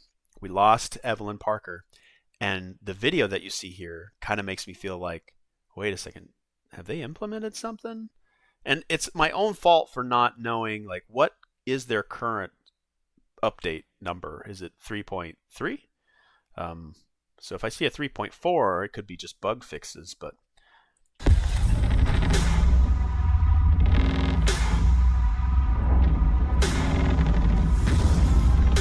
Who would you try to save? Who would I try to save? Evelyn Parker. Jackie. I would want to save them. But I think it's baked into the narrative, and I don't think it's possible.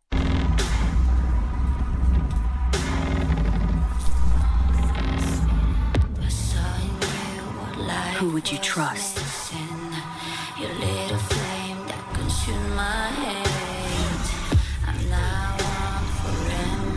And who would you try to hold on to? I would try to hold on to Evelyn Parker. Just a little bit longer.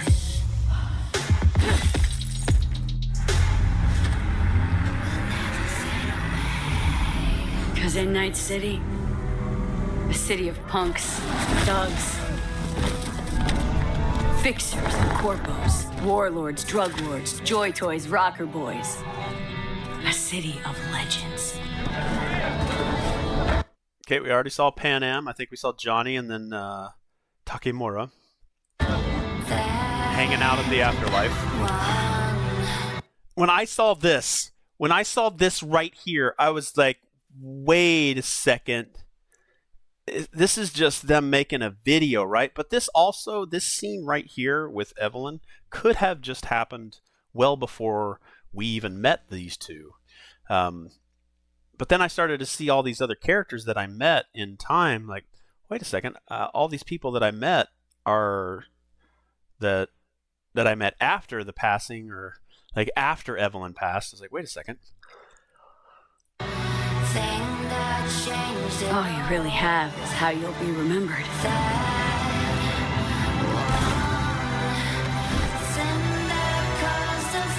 And who remembers? I know that, like, and every time that I think about it, and I'm trying to see if I can talk over the music, because this is copyrighted music, and I need to be careful, because if this portion of the video is muted, then I mean that's my own fault. But it makes me think. It makes me think that I need to go back and replay the game and see if I can save Evelyn Parker again. Maybe they've added something in there to save Jackie. Maybe they've done something. So that one day, look at them. They're all here. just make it to the major leagues. Like this right here. It's gonna happen, and it made me think. Wait a second. Right here, just for a moment, Jackie's back. Like, Jackie survived. Holy crap. It's been 5 years. Thank you for the journey. Go out there and save those that you hold dearest to your heart, or something like that. I'm like, wait a second, what? But I mean, this is just sort of a nod to the fans, a nod to like how long everybody's been supporting the game, trusted in CD Projekt Red. Everybody makes mistakes. They hit speed bumps. They hit bumps in the road. They have their own challenges that they have to face. But it's not new DLC as much as I wanted it to be. But again, CD Projekt Red are really good about throwing so much content, and they won't tell you everything. They want you to go out there and play and experience it. But there is no DLC. I guess they're not saying it is. But I think the actual release date, let me see here. I keep thinking in my head, and I'm probably wrong though, that I thought it was December 20th of 2020. What was the global release date for Cyberpunk 2077? Month, day, year.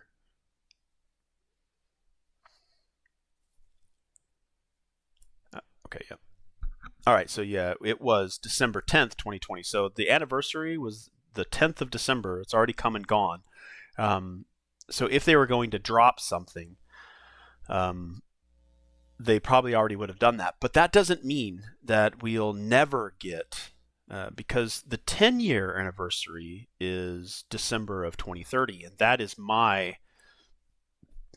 projected estimation of when we're going to get Cyberpunk Orion, the next Cyberpunk game. They could possibly put something into Cyberpunk 2077 that helps bridge the gap in a way to the next game. So we might get something in the 10-year anniversary, because they dropped, I think in the 10-year anniversary of The Witcher 3, they actually dropped some more content in there as well. Yeah, there's a possibility that we might get more. I mean, it's no guarantee that it'll happen, but again, Go On Board are really good about throwing in surprises, and so are CD Projekt Red. So that being said, I know that we're here primarily for Witcher. I know that we've been talking primarily about Witcher, and we will for maybe the next hour. Is the contributions that Go On Board are giving to these franchises that we love, So these characters that we couldn't play in, or play as, let's say, in the Witcher series of video games, we had a small little segment of being able to play as Ciri in Witcher 3. We took control over, but she's not the main protagonist. But so in Witcher 4, she's going to be in the board games for Cyberpunk 2077. Jackie lives, and you get to play with Jackie throughout that board game. It's a narrative board game, essentially, where Konpeki Plaza mission comes in, where you're about to go steal the relic with Jackie. Jackie gets shot, Jackie dies, and none of that happens because right before you go to the Konpeki Plaza mission to get the relic, there's a character that intervenes and says, I want you to do something different. So Jackie then survives and doesn't get killed. So it's cool to see a different side of the story that we know and love in different ways. All right, we're gonna play. We're gonna jump back into the game. Let me get the game up. Let me get the banner up so that we know our in-game time is still going. And it's currently at 7 minutes 35 seconds. And it'll probably get reset before you know it.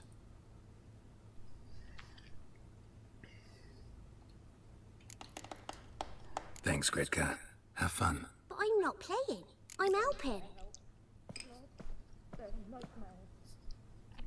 Thistle. Shenanacking.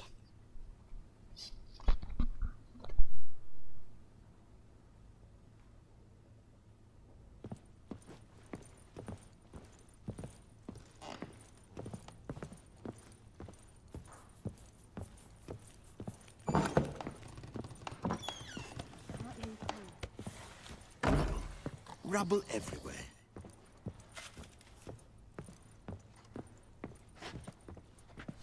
Now we are still on, I believe, the Baron's mission.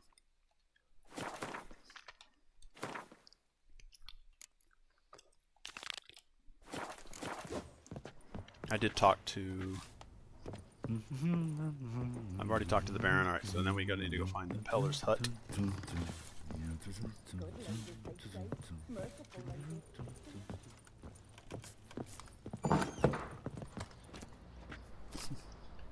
Every time I look at that timer, it's like, well, reset again.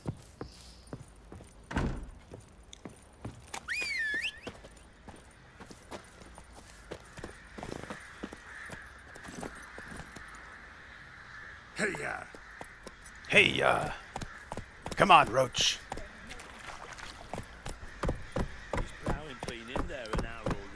Yeah, he is. I tell you, it's amazing that we have any ability to do the things that we do, and we're all pretty much drunk.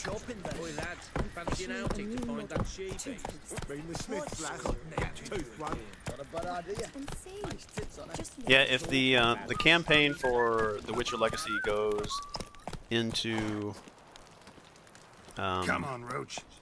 Into tomorrow, we'll come back and do the exact same thing tomorrow. To the horses. We'll kind of talk about it, be excited about it, look at some of the comments, dive into some of the expansions again.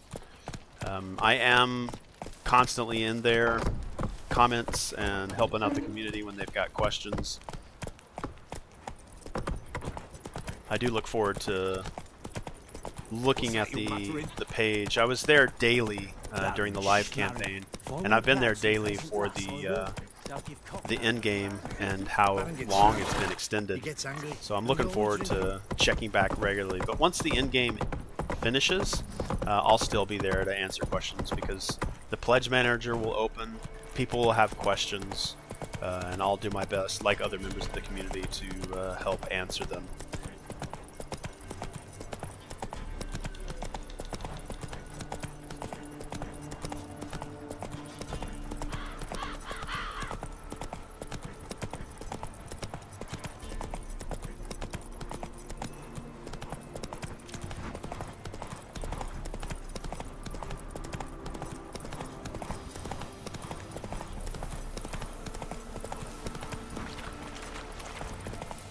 Come on, Roach. Protect me from evil, day and night. slow down here. Come on now. You white one, look like you got soused last night too. I got what? Soused?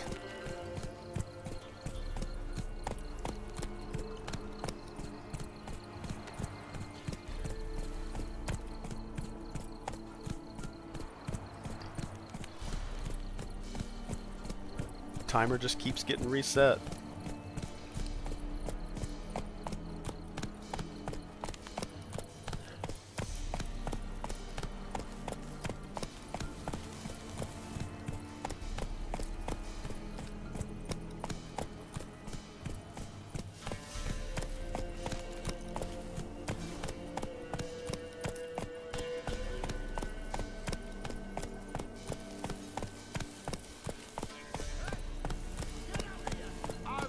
We'll get the old bugger.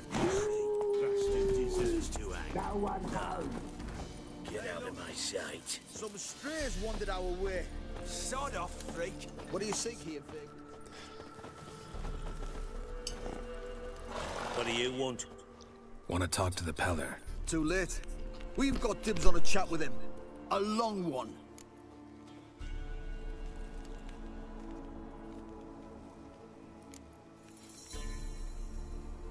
Think you need to leave now? Do we? You do. Well, let's go then. I think I've invested in the delusion. So that's what gave Gotta me that. wonder about a man who could get Edric's friends all worked up. I'm pretty sure I've invested in the delusion, and then I've actually assigned it. This is something that another friend, CU, mentioned. Like, why isn't it working? I don't know why it's not working. Well, did you assign it? I never really understood, or now I understand, but when I first started playing this game, it's like, alright, I'm investing all these points and stuff into things, why aren't they triggering? And it's because you gotta put them and actually activate them. But I actually still don't understand why you need to slot them in.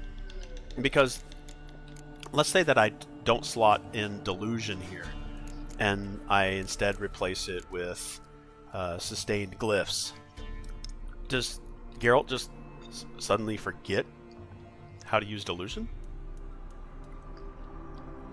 I mean, is his memory capacity just that small to where he can only slot so many things? It was kind of weird. Right from here. I mean, it's not a big deal, like, whatever, but...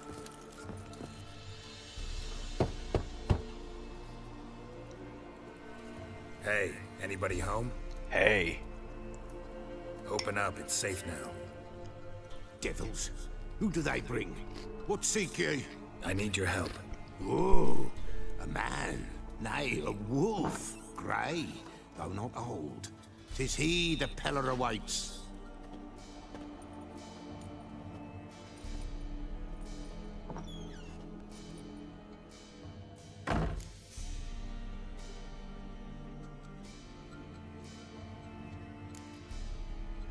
You were expecting me.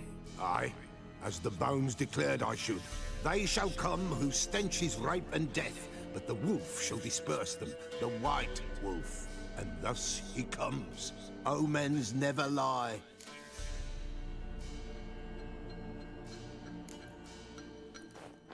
Recognize this? Made of spruce wood, strong smell of juniper, designed to protect someone. Freshly cut spruce sprinkled with goat's blood, then tempered with an incense of earth, smoke, and juniper. For Anna, to protect her.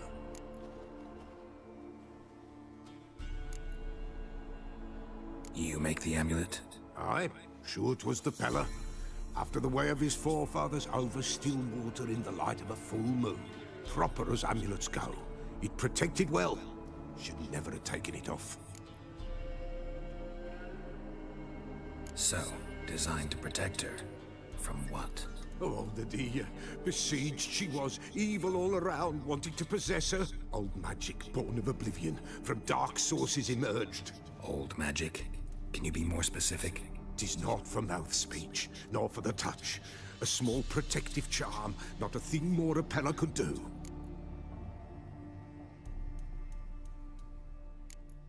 Anna and her daughter are missing. Know where they are? Nay, no, nay. Pella don't know. But the spirits could know. The Pella will augur, the spirits ask. Spirits. Great. Fine with me. Long as I know where to look, where to find them. Lost, must be found. Princess! None better than Princess for finding things. Princess? Which princess? Princess, my goat. She's fled. Those men must have scared her off. Can we get back to the auguring? Without the goat, impossible. No goat, won't work.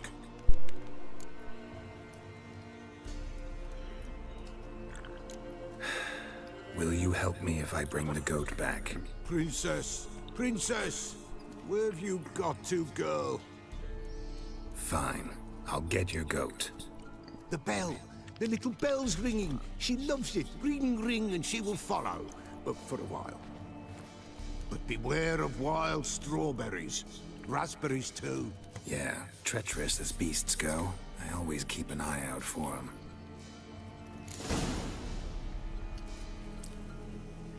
A bell.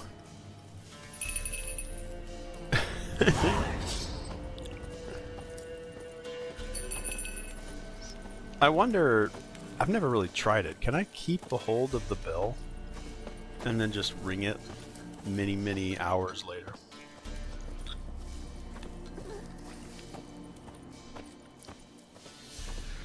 I think after this I'm going to go down and play some Witcher Old World. I think I might actually try and make my first video. I got to prop up my camera and then record it.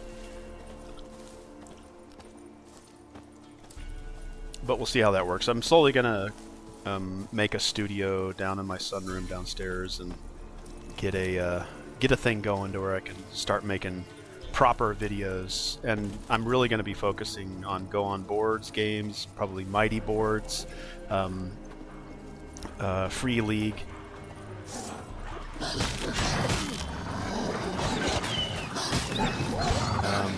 The Arkham Files games from like the Lovecraftian adventure stuff.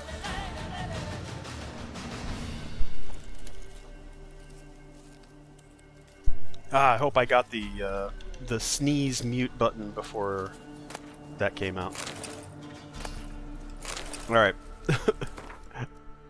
I know the purpose of this stream was to kind of talk about the board game. And I do want to continue to do that, so we'll take breaks every once in a while and come back over here and look at what we've got with the campaign that's going for the Witcher Legacy. The campaign is in its end game. It has been extended by over 3 days. We're now 3 days, 1 hour, 30 minutes, thanks to 11,810 backers, either current or new, helping that campaign, the door of the campaign, stay open so that even more people can come in. So from the end of the original campaign timer to the beginning of and the extension of the in-game timer, they've raised an additional 1.1 million euros. So an impressive feat, breaking records left and right, doing well. And let's go over and look at the comments, see if we can answer some questions. I've kind of slowed down on my activity over there today, but let's jump into the comments. Let's see if we can help answer some questions, or let's just read what the community is talking about. It could be positive, it could be negative. Both bits of input are of value. Let me see here. It doesn't look like it's updating. Let me update this screen here. I'm seeing on the replay it's not showing. Give me a quick second here.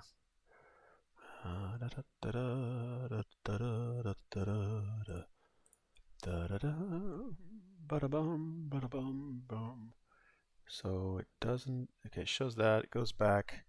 I'm still showing this. Let's go back over here. Let's go to the comments. Hopefully that shifts over. Okay, there we go. All right, let's zoom in Back down to the comments. All right, so this is Barney's update to everybody saying, hey, we've unlocked at the Haunted Mansion for the notice board. All right, yeah, this is a very common one. Like Kiko FC asking for Siri. Siri is, I imagine that they're asking for maybe a new Siri, which could be possible. The Siri that is from the Witcher Old World, which is this character right here. Sorry, I don't have a repeater on the screen, but this should be up on the display. She was a exclusive reward to backers during the original Old World campaign. And they're not going to re-release her, but that doesn't mean they can't make a new Siri. So again, it's possible. If I'm a late pledge to get everything possible, what bundle and add-ons should I add to my cart? I believe the full all-in, not the gameplay. Alt one. Yeah, I would do everything. Freddy, the real one's been very active with the community, helping out. For the Witcher Legacy game, Legacy all-in, shaded or non-shaded, depending on your personal taste. Gorgon add-on, all-in sleeves, in-game backer pin for the Witcher Old World. Yeah, very helpful. I mean, Freddy could have just said, go all in and be done with it. I've certainly made one-lines. I've sometimes just said yes. But a good majority of those that are here to help with the community are going to give you more information than you're asking, and if you don't get the answer you're looking for, they'll continuously update their comment, edit their comment to make sure that it's correct. Really quick, hopefully I can get this answer. If I pledge the shaded version now and want to get the expansions during the late pledge, can I have the option to get those expansions shaded as well? You can. If I pledge shaded version now and want to get the expansions during the late pledge, can I have the option to get those expansions shaded as well? I would not risk it, says Alien S, but it says that the option is not available at the moment, and there has been absolutely no indication that they plan to add it. Okay, so the question is, can they take individual expansions and shade that? I would offer, let's see if anybody else has given anything update. Well, Rippo, Evergreen, I'm getting Cyberpunk shaded, so I can live with this game unshaded. So I think Freddy makes a good point. Right now, one of the shaded all-in options is the only way to get all expansions shaded. So that's pretty much, right now they have, in order to shade it, and they're going to shade everything, they're probably not going to say, hey, I want this one thing shaded. That's not, how to say, logistically probably more of a nightmare. But if you have, this one person has everything and they shade that entire set, then that entire set is easier to track than onesie, twosie, smaller ones. But is it possible? Sure. It's not something that they've offered. 3 days are insane. How long will this go? The days not the problem. The nights is where it gets trickier, as every backer can only contribute to in-game once.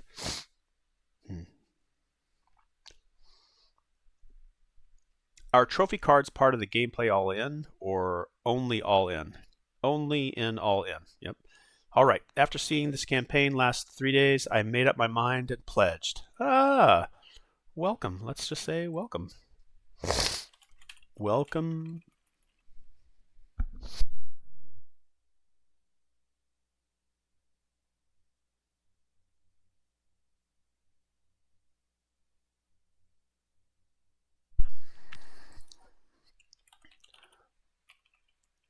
Welcome to the School of the Wolf.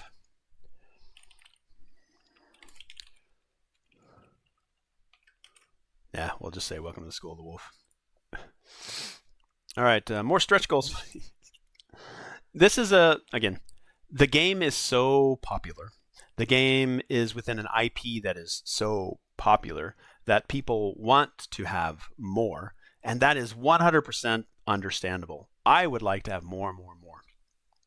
Things that the developers, the creators have to balance is, if we keep adding and adding and adding and adding and adding things, especially if they're substantial ones like, say, a scenario, that's going to extend the time for development. If they add large additional things, they've already added a bunch of these notice board cards. They've now added Alp, which is a vampiric miniature monster, which is going to have gameplay. They're going to have to test her. They're going to have to make sure that everything works. that is naturally going to extend the time of any development process. Now, they might be able to get it done faster. They might like, hey, this is really working out. We're getting a bunch of good feedback from our internal testing team and external testing teams. So like, yeah, we're ready to go. Maybe they get it done a little bit earlier. But the scale of this project is getting so big. Let's say that, would you think that 10,000 backers would be faster than producing the same at 20,000 backers? Like, you're going to add a little bit more time for, larger production manufacturing sets, or however long it takes. Again, I'm not within the industry. I'm definitely observing from the outside, but enough information tells me that the more that you have, the longer it's going to take to produce. But does it come off the assembly line, full packaged, boxed up, and then shipped to the person once it's done? Likely not. It's put on a big pallet, they ship it somewhere else, and then fulfillment centers then take over from there. I would say there have been multiple instances of small logistic things happening that are going to extend it. So I know I'm rambling here about all they want are stretch goals. So do we. Artax, we want more. I think the top request right now is making old world monsters that did not make it into Legacy, making a crossover pack that lets us bring all those extra monsters for more variety. Let's see, what's this person? The translation has been okay. A couple of times it's been, by morning it will be at 10 million. Then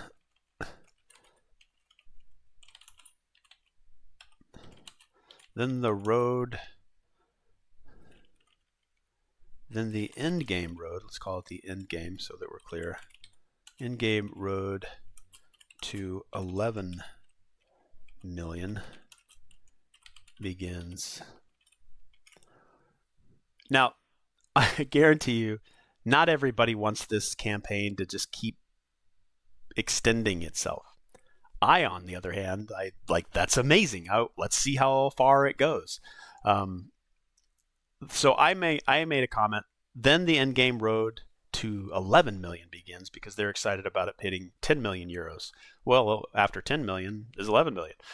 That comment may get somebody's response saying, "Can this thing please just end?"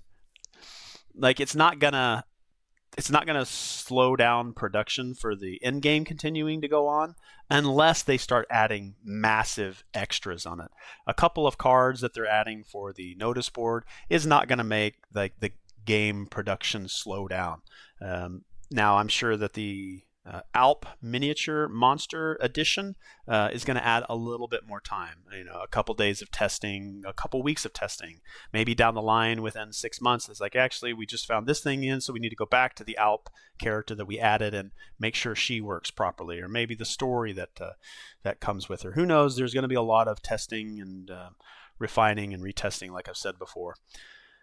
Question: I've pledged for gameplay all in, but I'm wondering if I'd like to add some cosmetic add-ons later in Pledge Manager. Would they cost me more? Nope, same as now. So yep, Tepejo says the right thing. No, nice. No reason to FOMO then. Like, I would just take the fear part out of it and just say no reason to worry, because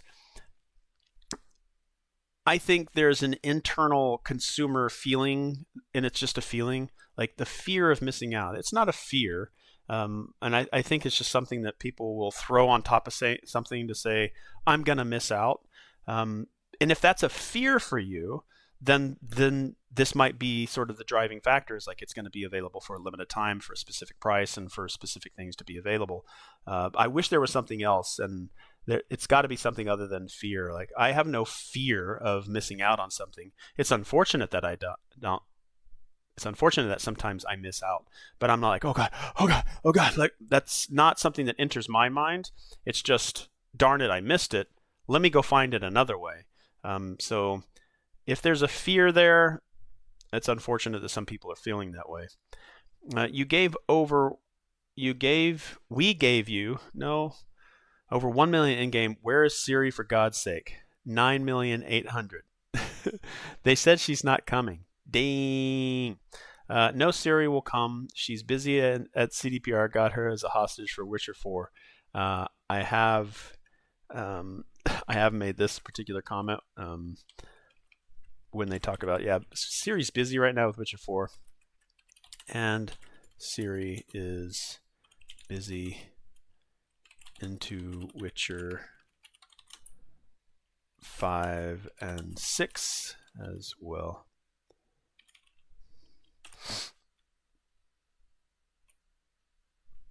And Ciri is expected to be busy into Witcher 5 and 6 as well.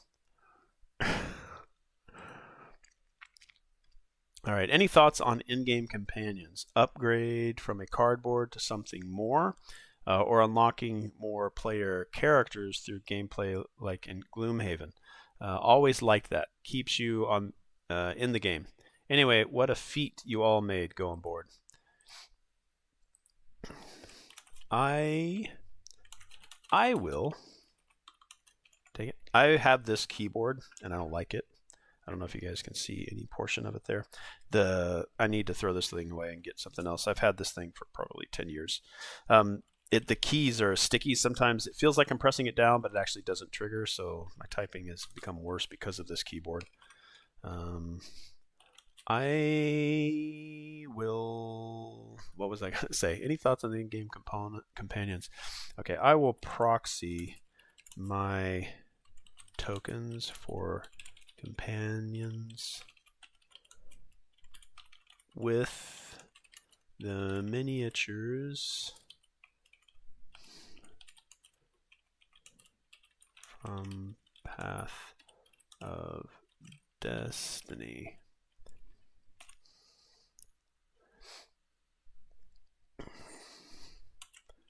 But if the goblins, I like to just call them goblins, it's go on board, but goblins seems to fit. If the goblins add a miniatures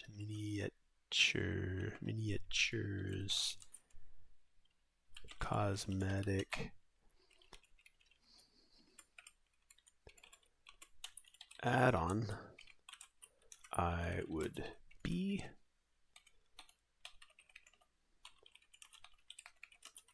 all over it. Yeah, sorry man, my typing is crap. All overs it. All overs it. All over it.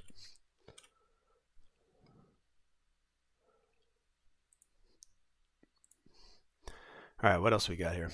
I would add the metal coins to my pledge, but I need to know if they are the same size as the ones in Old World. Different size would feel not right.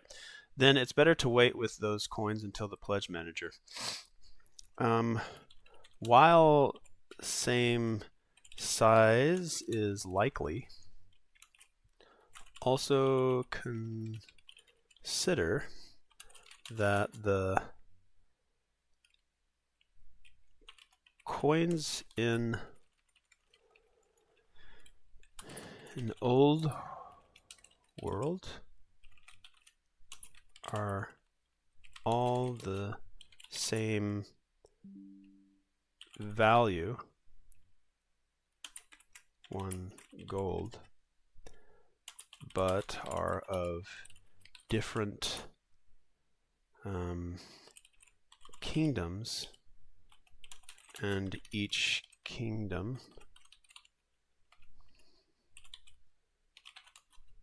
stamps differently.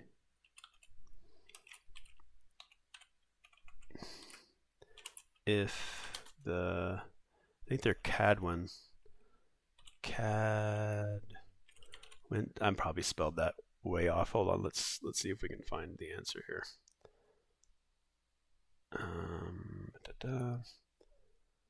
What is the kingdom that starts with a K in the Witcher series, like Cadwin?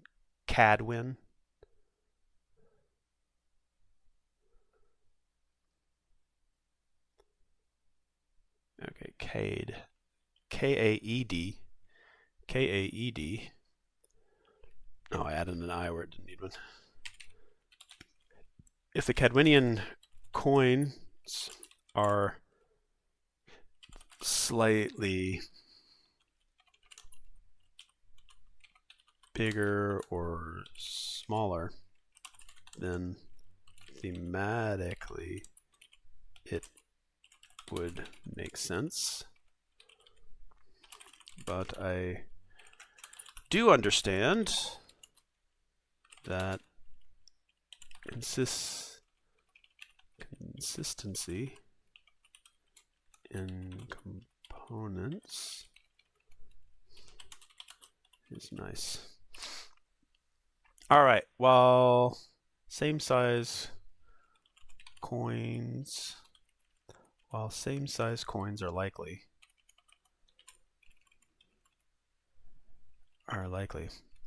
also consider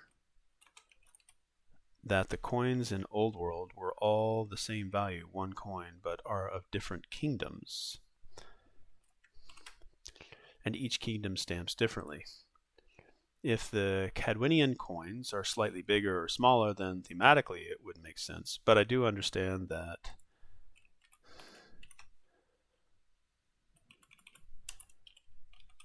desire for consistency in components is nice. Blah, blah, blah, blah, blah. I hope I get that point across. All right, the year is 2027. The end game still continues. There is not yet a late pledge, and the first delivery date was missed. The year is 2030. The year is 2045. The end game still continues. 2077.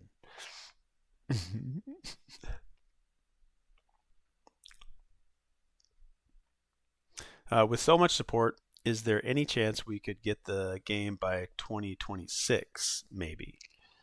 You know, that's an interesting question. Like, let's say that they expedite the campaign because they have a surplus of money, and they take that surplus to expedite production, like make us a priority. I don't see that as being a thing. At this point, we are essentially tipping.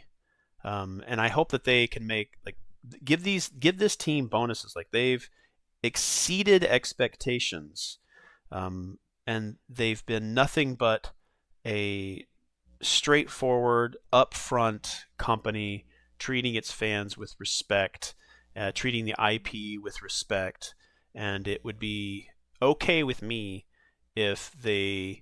Obviously, they've already committed to adding 1 card for every day, and we're probably going to get our 5th card. They've already added a new miniature as a celebration for breaking the all-time longest end-game timer on Gamefound. So they celebrated that with us, and that's free. 86 stretch goals and rising. Do we get into 100 stretch goals? It's absolutely possible. But at this point, like, I applaud go on board the teams that have been working closely to make this a reality, and every extra bit of funding, just like give everybody bonuses. Like, these people have worked extremely hard. Like, you know what? Take that money and give some people bonuses. Like, it can be a company that just treats its employees the right way too. They've definitely treated their community the right way. I would say, reward the devs and just make that work environment like so much more pleasurable, which then makes them want to work harder on the next ones. Like, okay, now we need to make the next great game.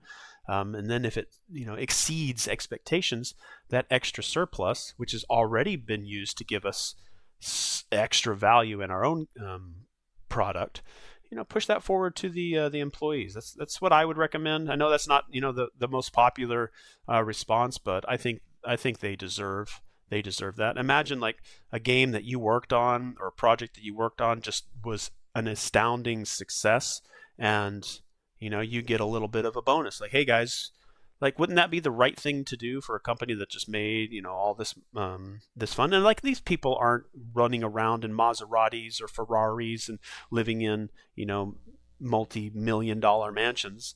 They're hard-working individuals, just like all of us, and like, I would say that the company just kind of pays it forward to the employees that have been working so hard. Or they hire somebody, maybe they use all that money. It's like all the employees are content. It's like, hey, we get paid to do the jobs we did, and we did them enough. It's sort of like Japanese restaurants. If you ever go into restaurants in Japan, not Japanese restaurants here in other countries, but in Japan, they do not like you to tip them. They are there to give you a service, and they'll give you what you paid for, and probably more. They do not want tips. It's sort of I think maybe culturally, it's looked at, oh, your restaurant's doing really bad. Let me give you a little bit more money. No, they don't want that, so they'll refund you if you try to tip them. Or I'm not saying that every place doesn't accept gratuity, but I think the vast majority don't accept tips. They don't ask for gratuity. You get what you pay for, and that's it. So I would say here on Go On Board, this extra money that they're making, I don't necessarily need there to be extra. While I'd like it and I'll appreciate it, maybe they take that surplus money and they make the app narration and they pay some amazing voice actor to go over every line, every paragraph, and just read it to the audience and just make this amazing app narration. Maybe it'll happen. But I'd be okay if they just gave everybody a Go On Board bonuses. Over 72 hours is still going. I'm sure I saw a picture of small faux leather bag in one of the updates. Now can't find it. There's a faux leather cover for the travel journal, but I don't think there was ever a bag. I found them. It's a backpack tiles for Witcher, unlike stretch goal. Yeah, but it wasn't a faux leather bag. It was a fake. I think that might be what they were talking about. Will all Gamefound exclusives content be included in the main box or in a separate package? Depends on what box it belongs to, so Freddy's on top of it. To be honest, I'm just hoping that 10 million means all this gets shipped sooner than June 2027. And that's, again, they're working on a couple of other projects, which should not. I would say Simon fell victim to this. Cool Mini or Not was a crowdfunding platform company, makers of Zombicide, makers of Ankh and Blood Rage and Rising Sun, a lot of really massive IPs. And they kept making a project, and then they'd make the next project, and Project 2 was helping fund Project 1, Project 3 funding Project 2, and it just got out of hand, and they couldn't maintain all this, and they didn't go bankrupt, but they've been selling off all of those IPs. Like Zombicide is under a different banner. Cthulhu Death May Die is in Asmodee's hands, which is the company Fantasy Flight Games changed into Asmodee, or Asmodee absorbed Fantasy Flight. So yeah, I would say that hopefully, and I'm pretty sure that Go On Board are not putting together this project to help fund Cyberpunk 2077 or fund Tekken, which was their most recent one.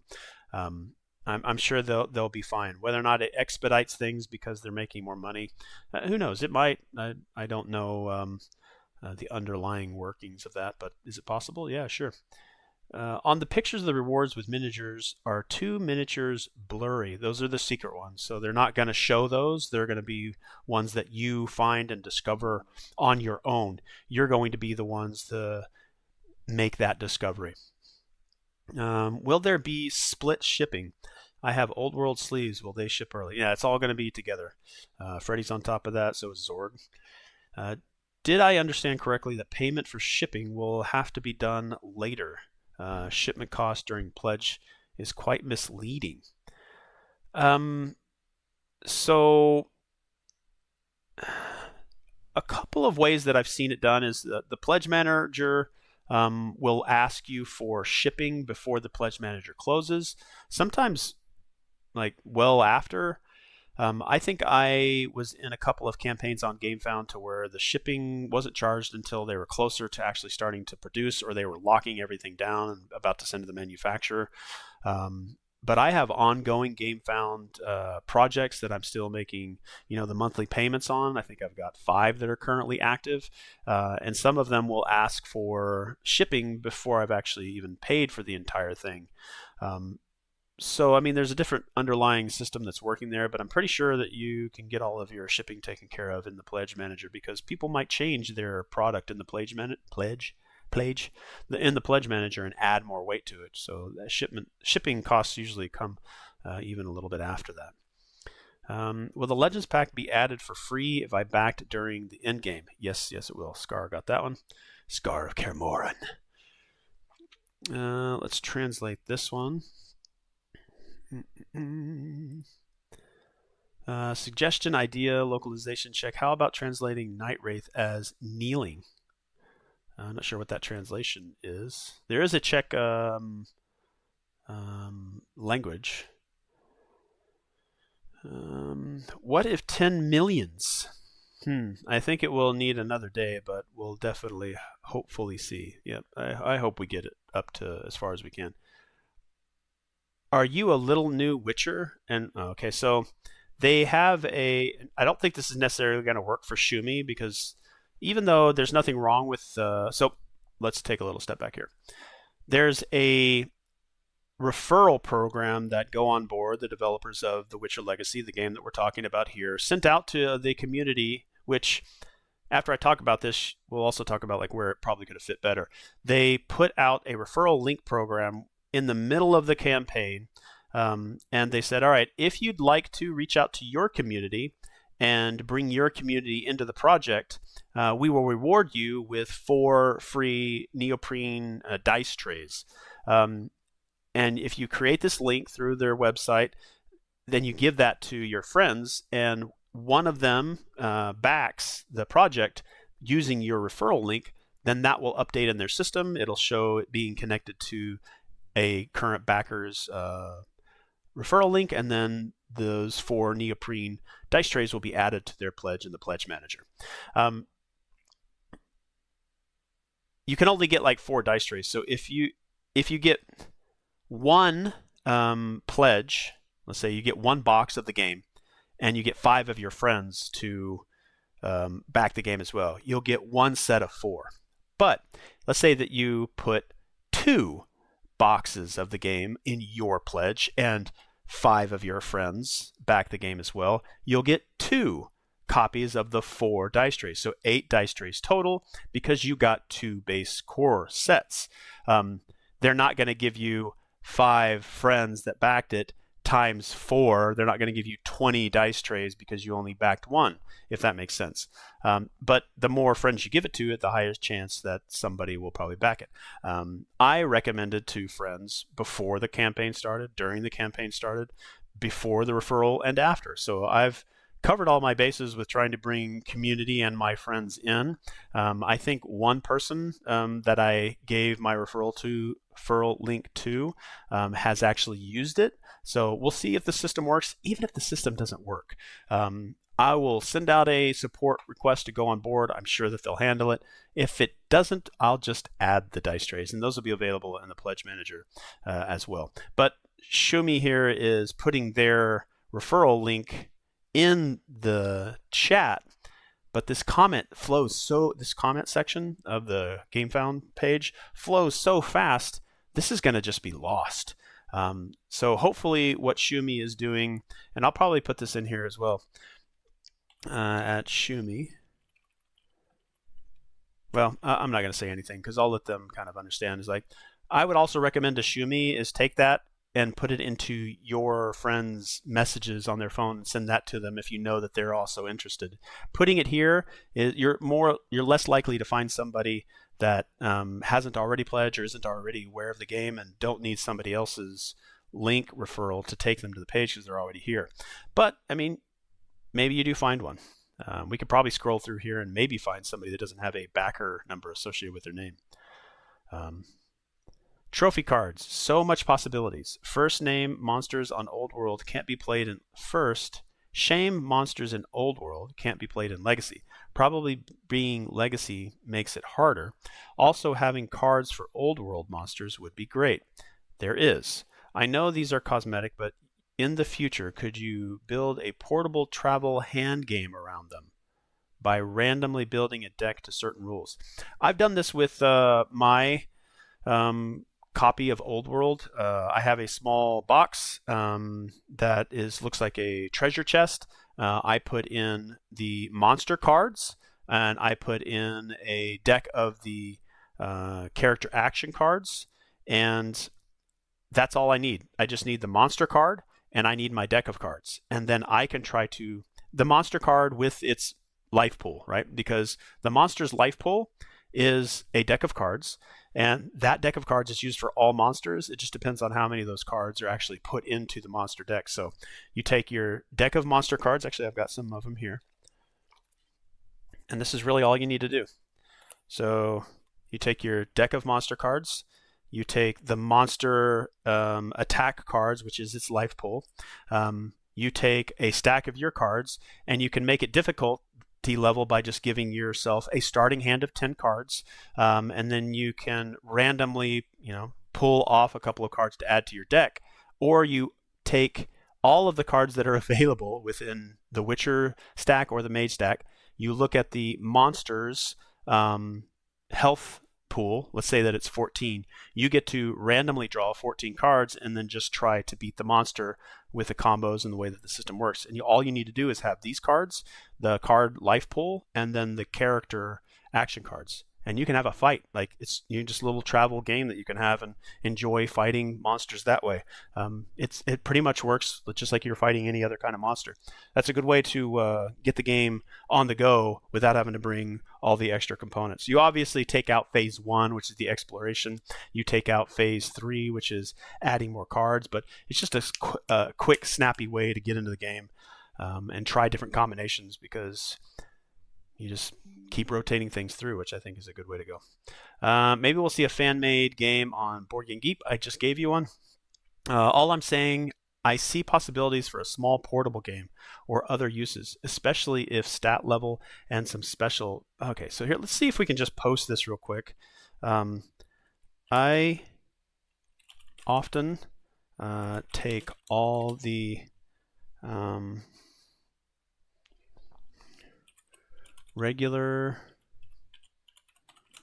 monster cards, the monster. I often take all the regular monster cards, the monster attack deck, life pool cards, and choose a character. Take all of their starting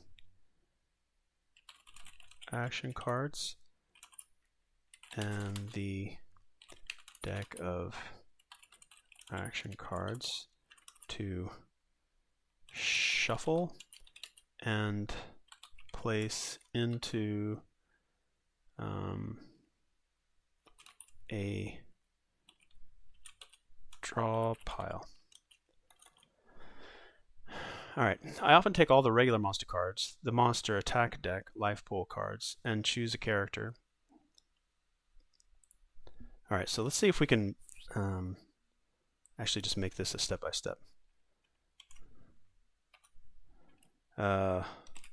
Old World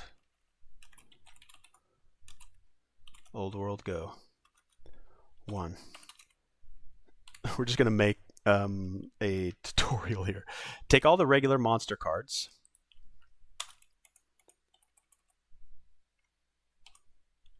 2. Take the monster attack deck life pool cards.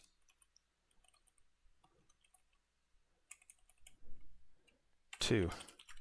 Choose a character and take all of their starting action cards. Oh wait, that's number 3. 4. Take, and I keep forgetting, are they, do we call them action cards or do we call them character cards? Let me see. So I'm glad we have our rule book up here. Give me a quick second here. I'm going to turn on a fan in the room to get some airflow. I've been in here for almost 3 hours, if not already past 3 hours. And just getting a little airflow here in the room will do an amazing thing of cooling down the room. I mean, we're kind of in winter, but California doesn't really ever get cold. It does get kind of stuffy, though. All right, so with that particular thing, let's look at what each of these card types are called. Okay, so action cards. Each character has starting action cards. All right. So take all the regular monster cards. I think they're called just monster cards. Quick second here. Yep. Take all the regular monster cards. Take monster attack deck. Is that what it's called? Monster fight cards. Take all the monster fight cards. Choose a character and take their 10 starting action cards. Take the deck, take the full deck of action cards and shuffle in the chosen characters starting action cards.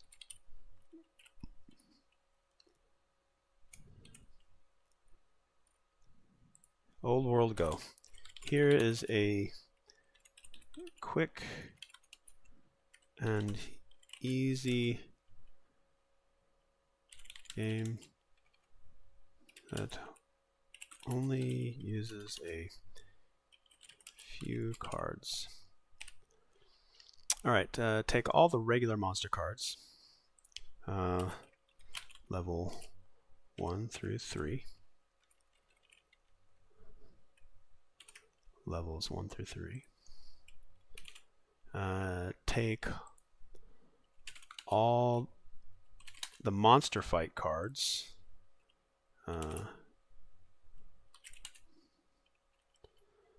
Choose a character and take their 10 starting action cards.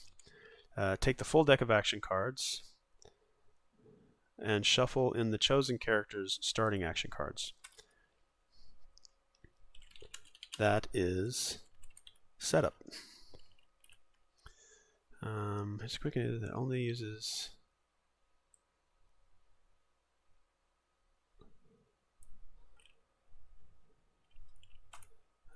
cards. All right, that is all the components you need. We're literally just making this on the fly, guys. That is all the components you need. Setup.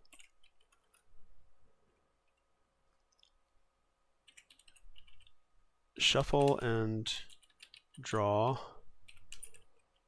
one. Shuffle and draw 1 to 3 monster cards. Shuffle the monster card deck and draw 1 to 3 monster cards.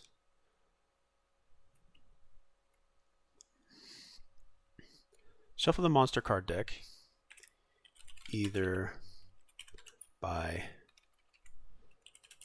level or all together.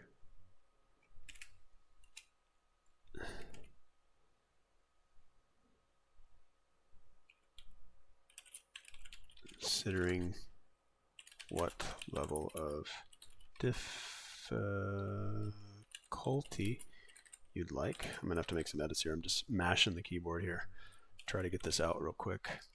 I think we'll end the stream after that, but we're kind of making a game on the fly here, or a tutorial. All right, shuffle the monster card deck either by monster level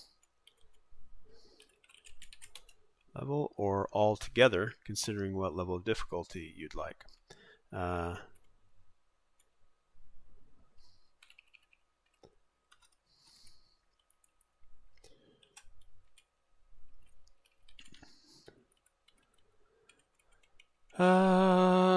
Let's see. Shuffle.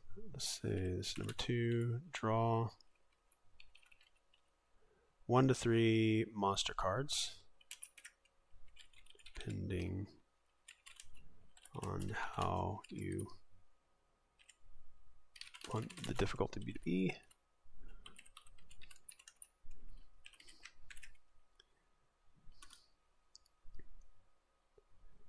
To B. We're going to go to A.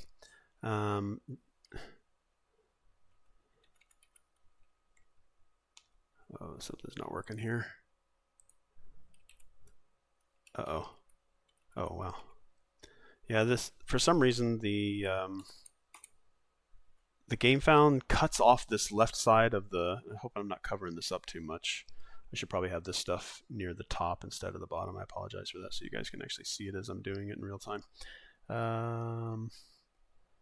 Apologize for that, guys. All right, so what we have so far is, here's a quick and easy game that only uses cards. Components list. Let's see. 1, take all the regular monster cards, level 1 through 3. Take all the monster fight cards. Monster cards for their life pool. Choose a character and take their 10 starting action cards. Take the full deck of action cards and shuffle in the chosen character's starting action cards to make a deck. You can also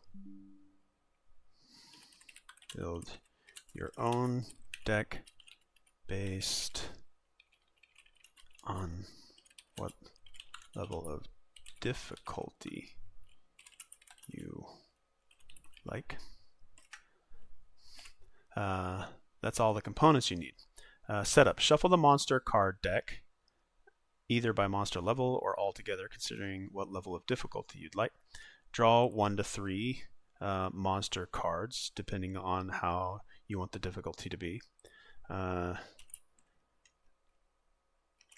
Shuffle the monster fight cards and randomly draw a number of cards equal to the monster health.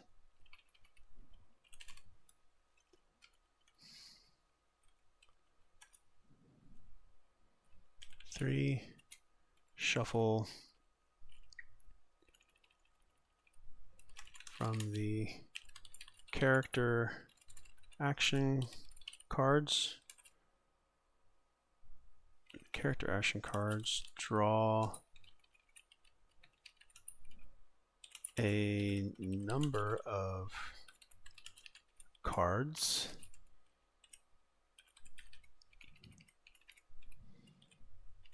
equal, dang, I can't type, equal to the monster's health, equal to the drawn monster's health. You are ready. Fight as you would normally, only using cards. No use of special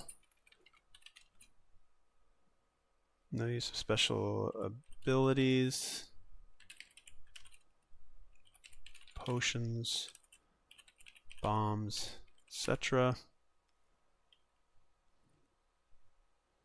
You normally would only using cards.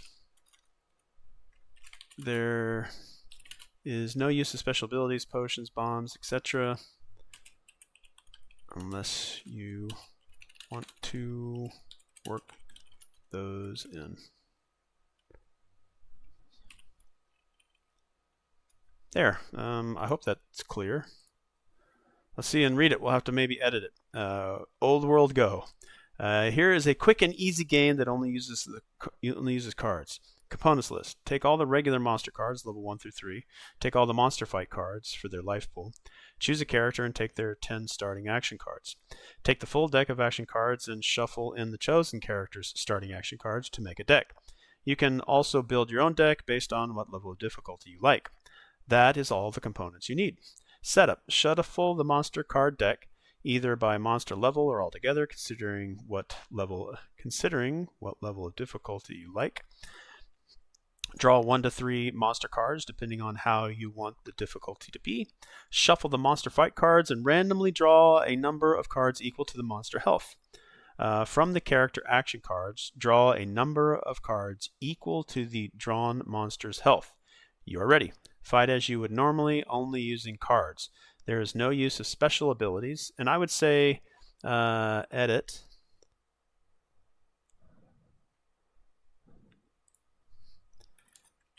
Edit. Monster always goes second.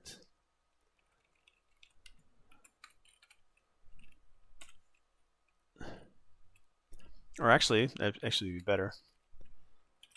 Flip a token to randomly decide if the player or monster attacks first. Maybe. We'll see if that works. This was a quick idea that could use some more testing. Bam. Okay, that's it.